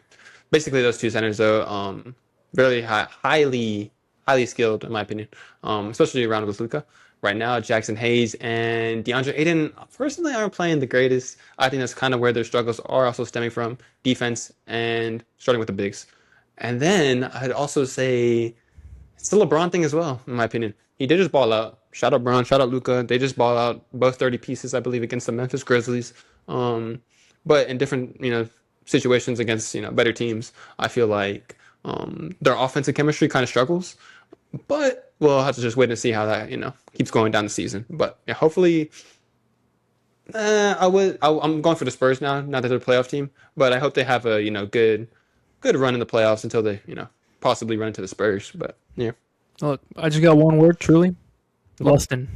Just lusting, man. You gotta let them. Lustin, yeah, You gotta let them ball. It's just LeBron's the odd man out, unfortunately. That's all I gotta say. Sure. Lusting, chemistry issue at the end of the day, in my opinion. Just Yeah. a little bit of chemistry issue. But yeah, moving on to the final two, both kind of on the same topic. We already beat this one to death.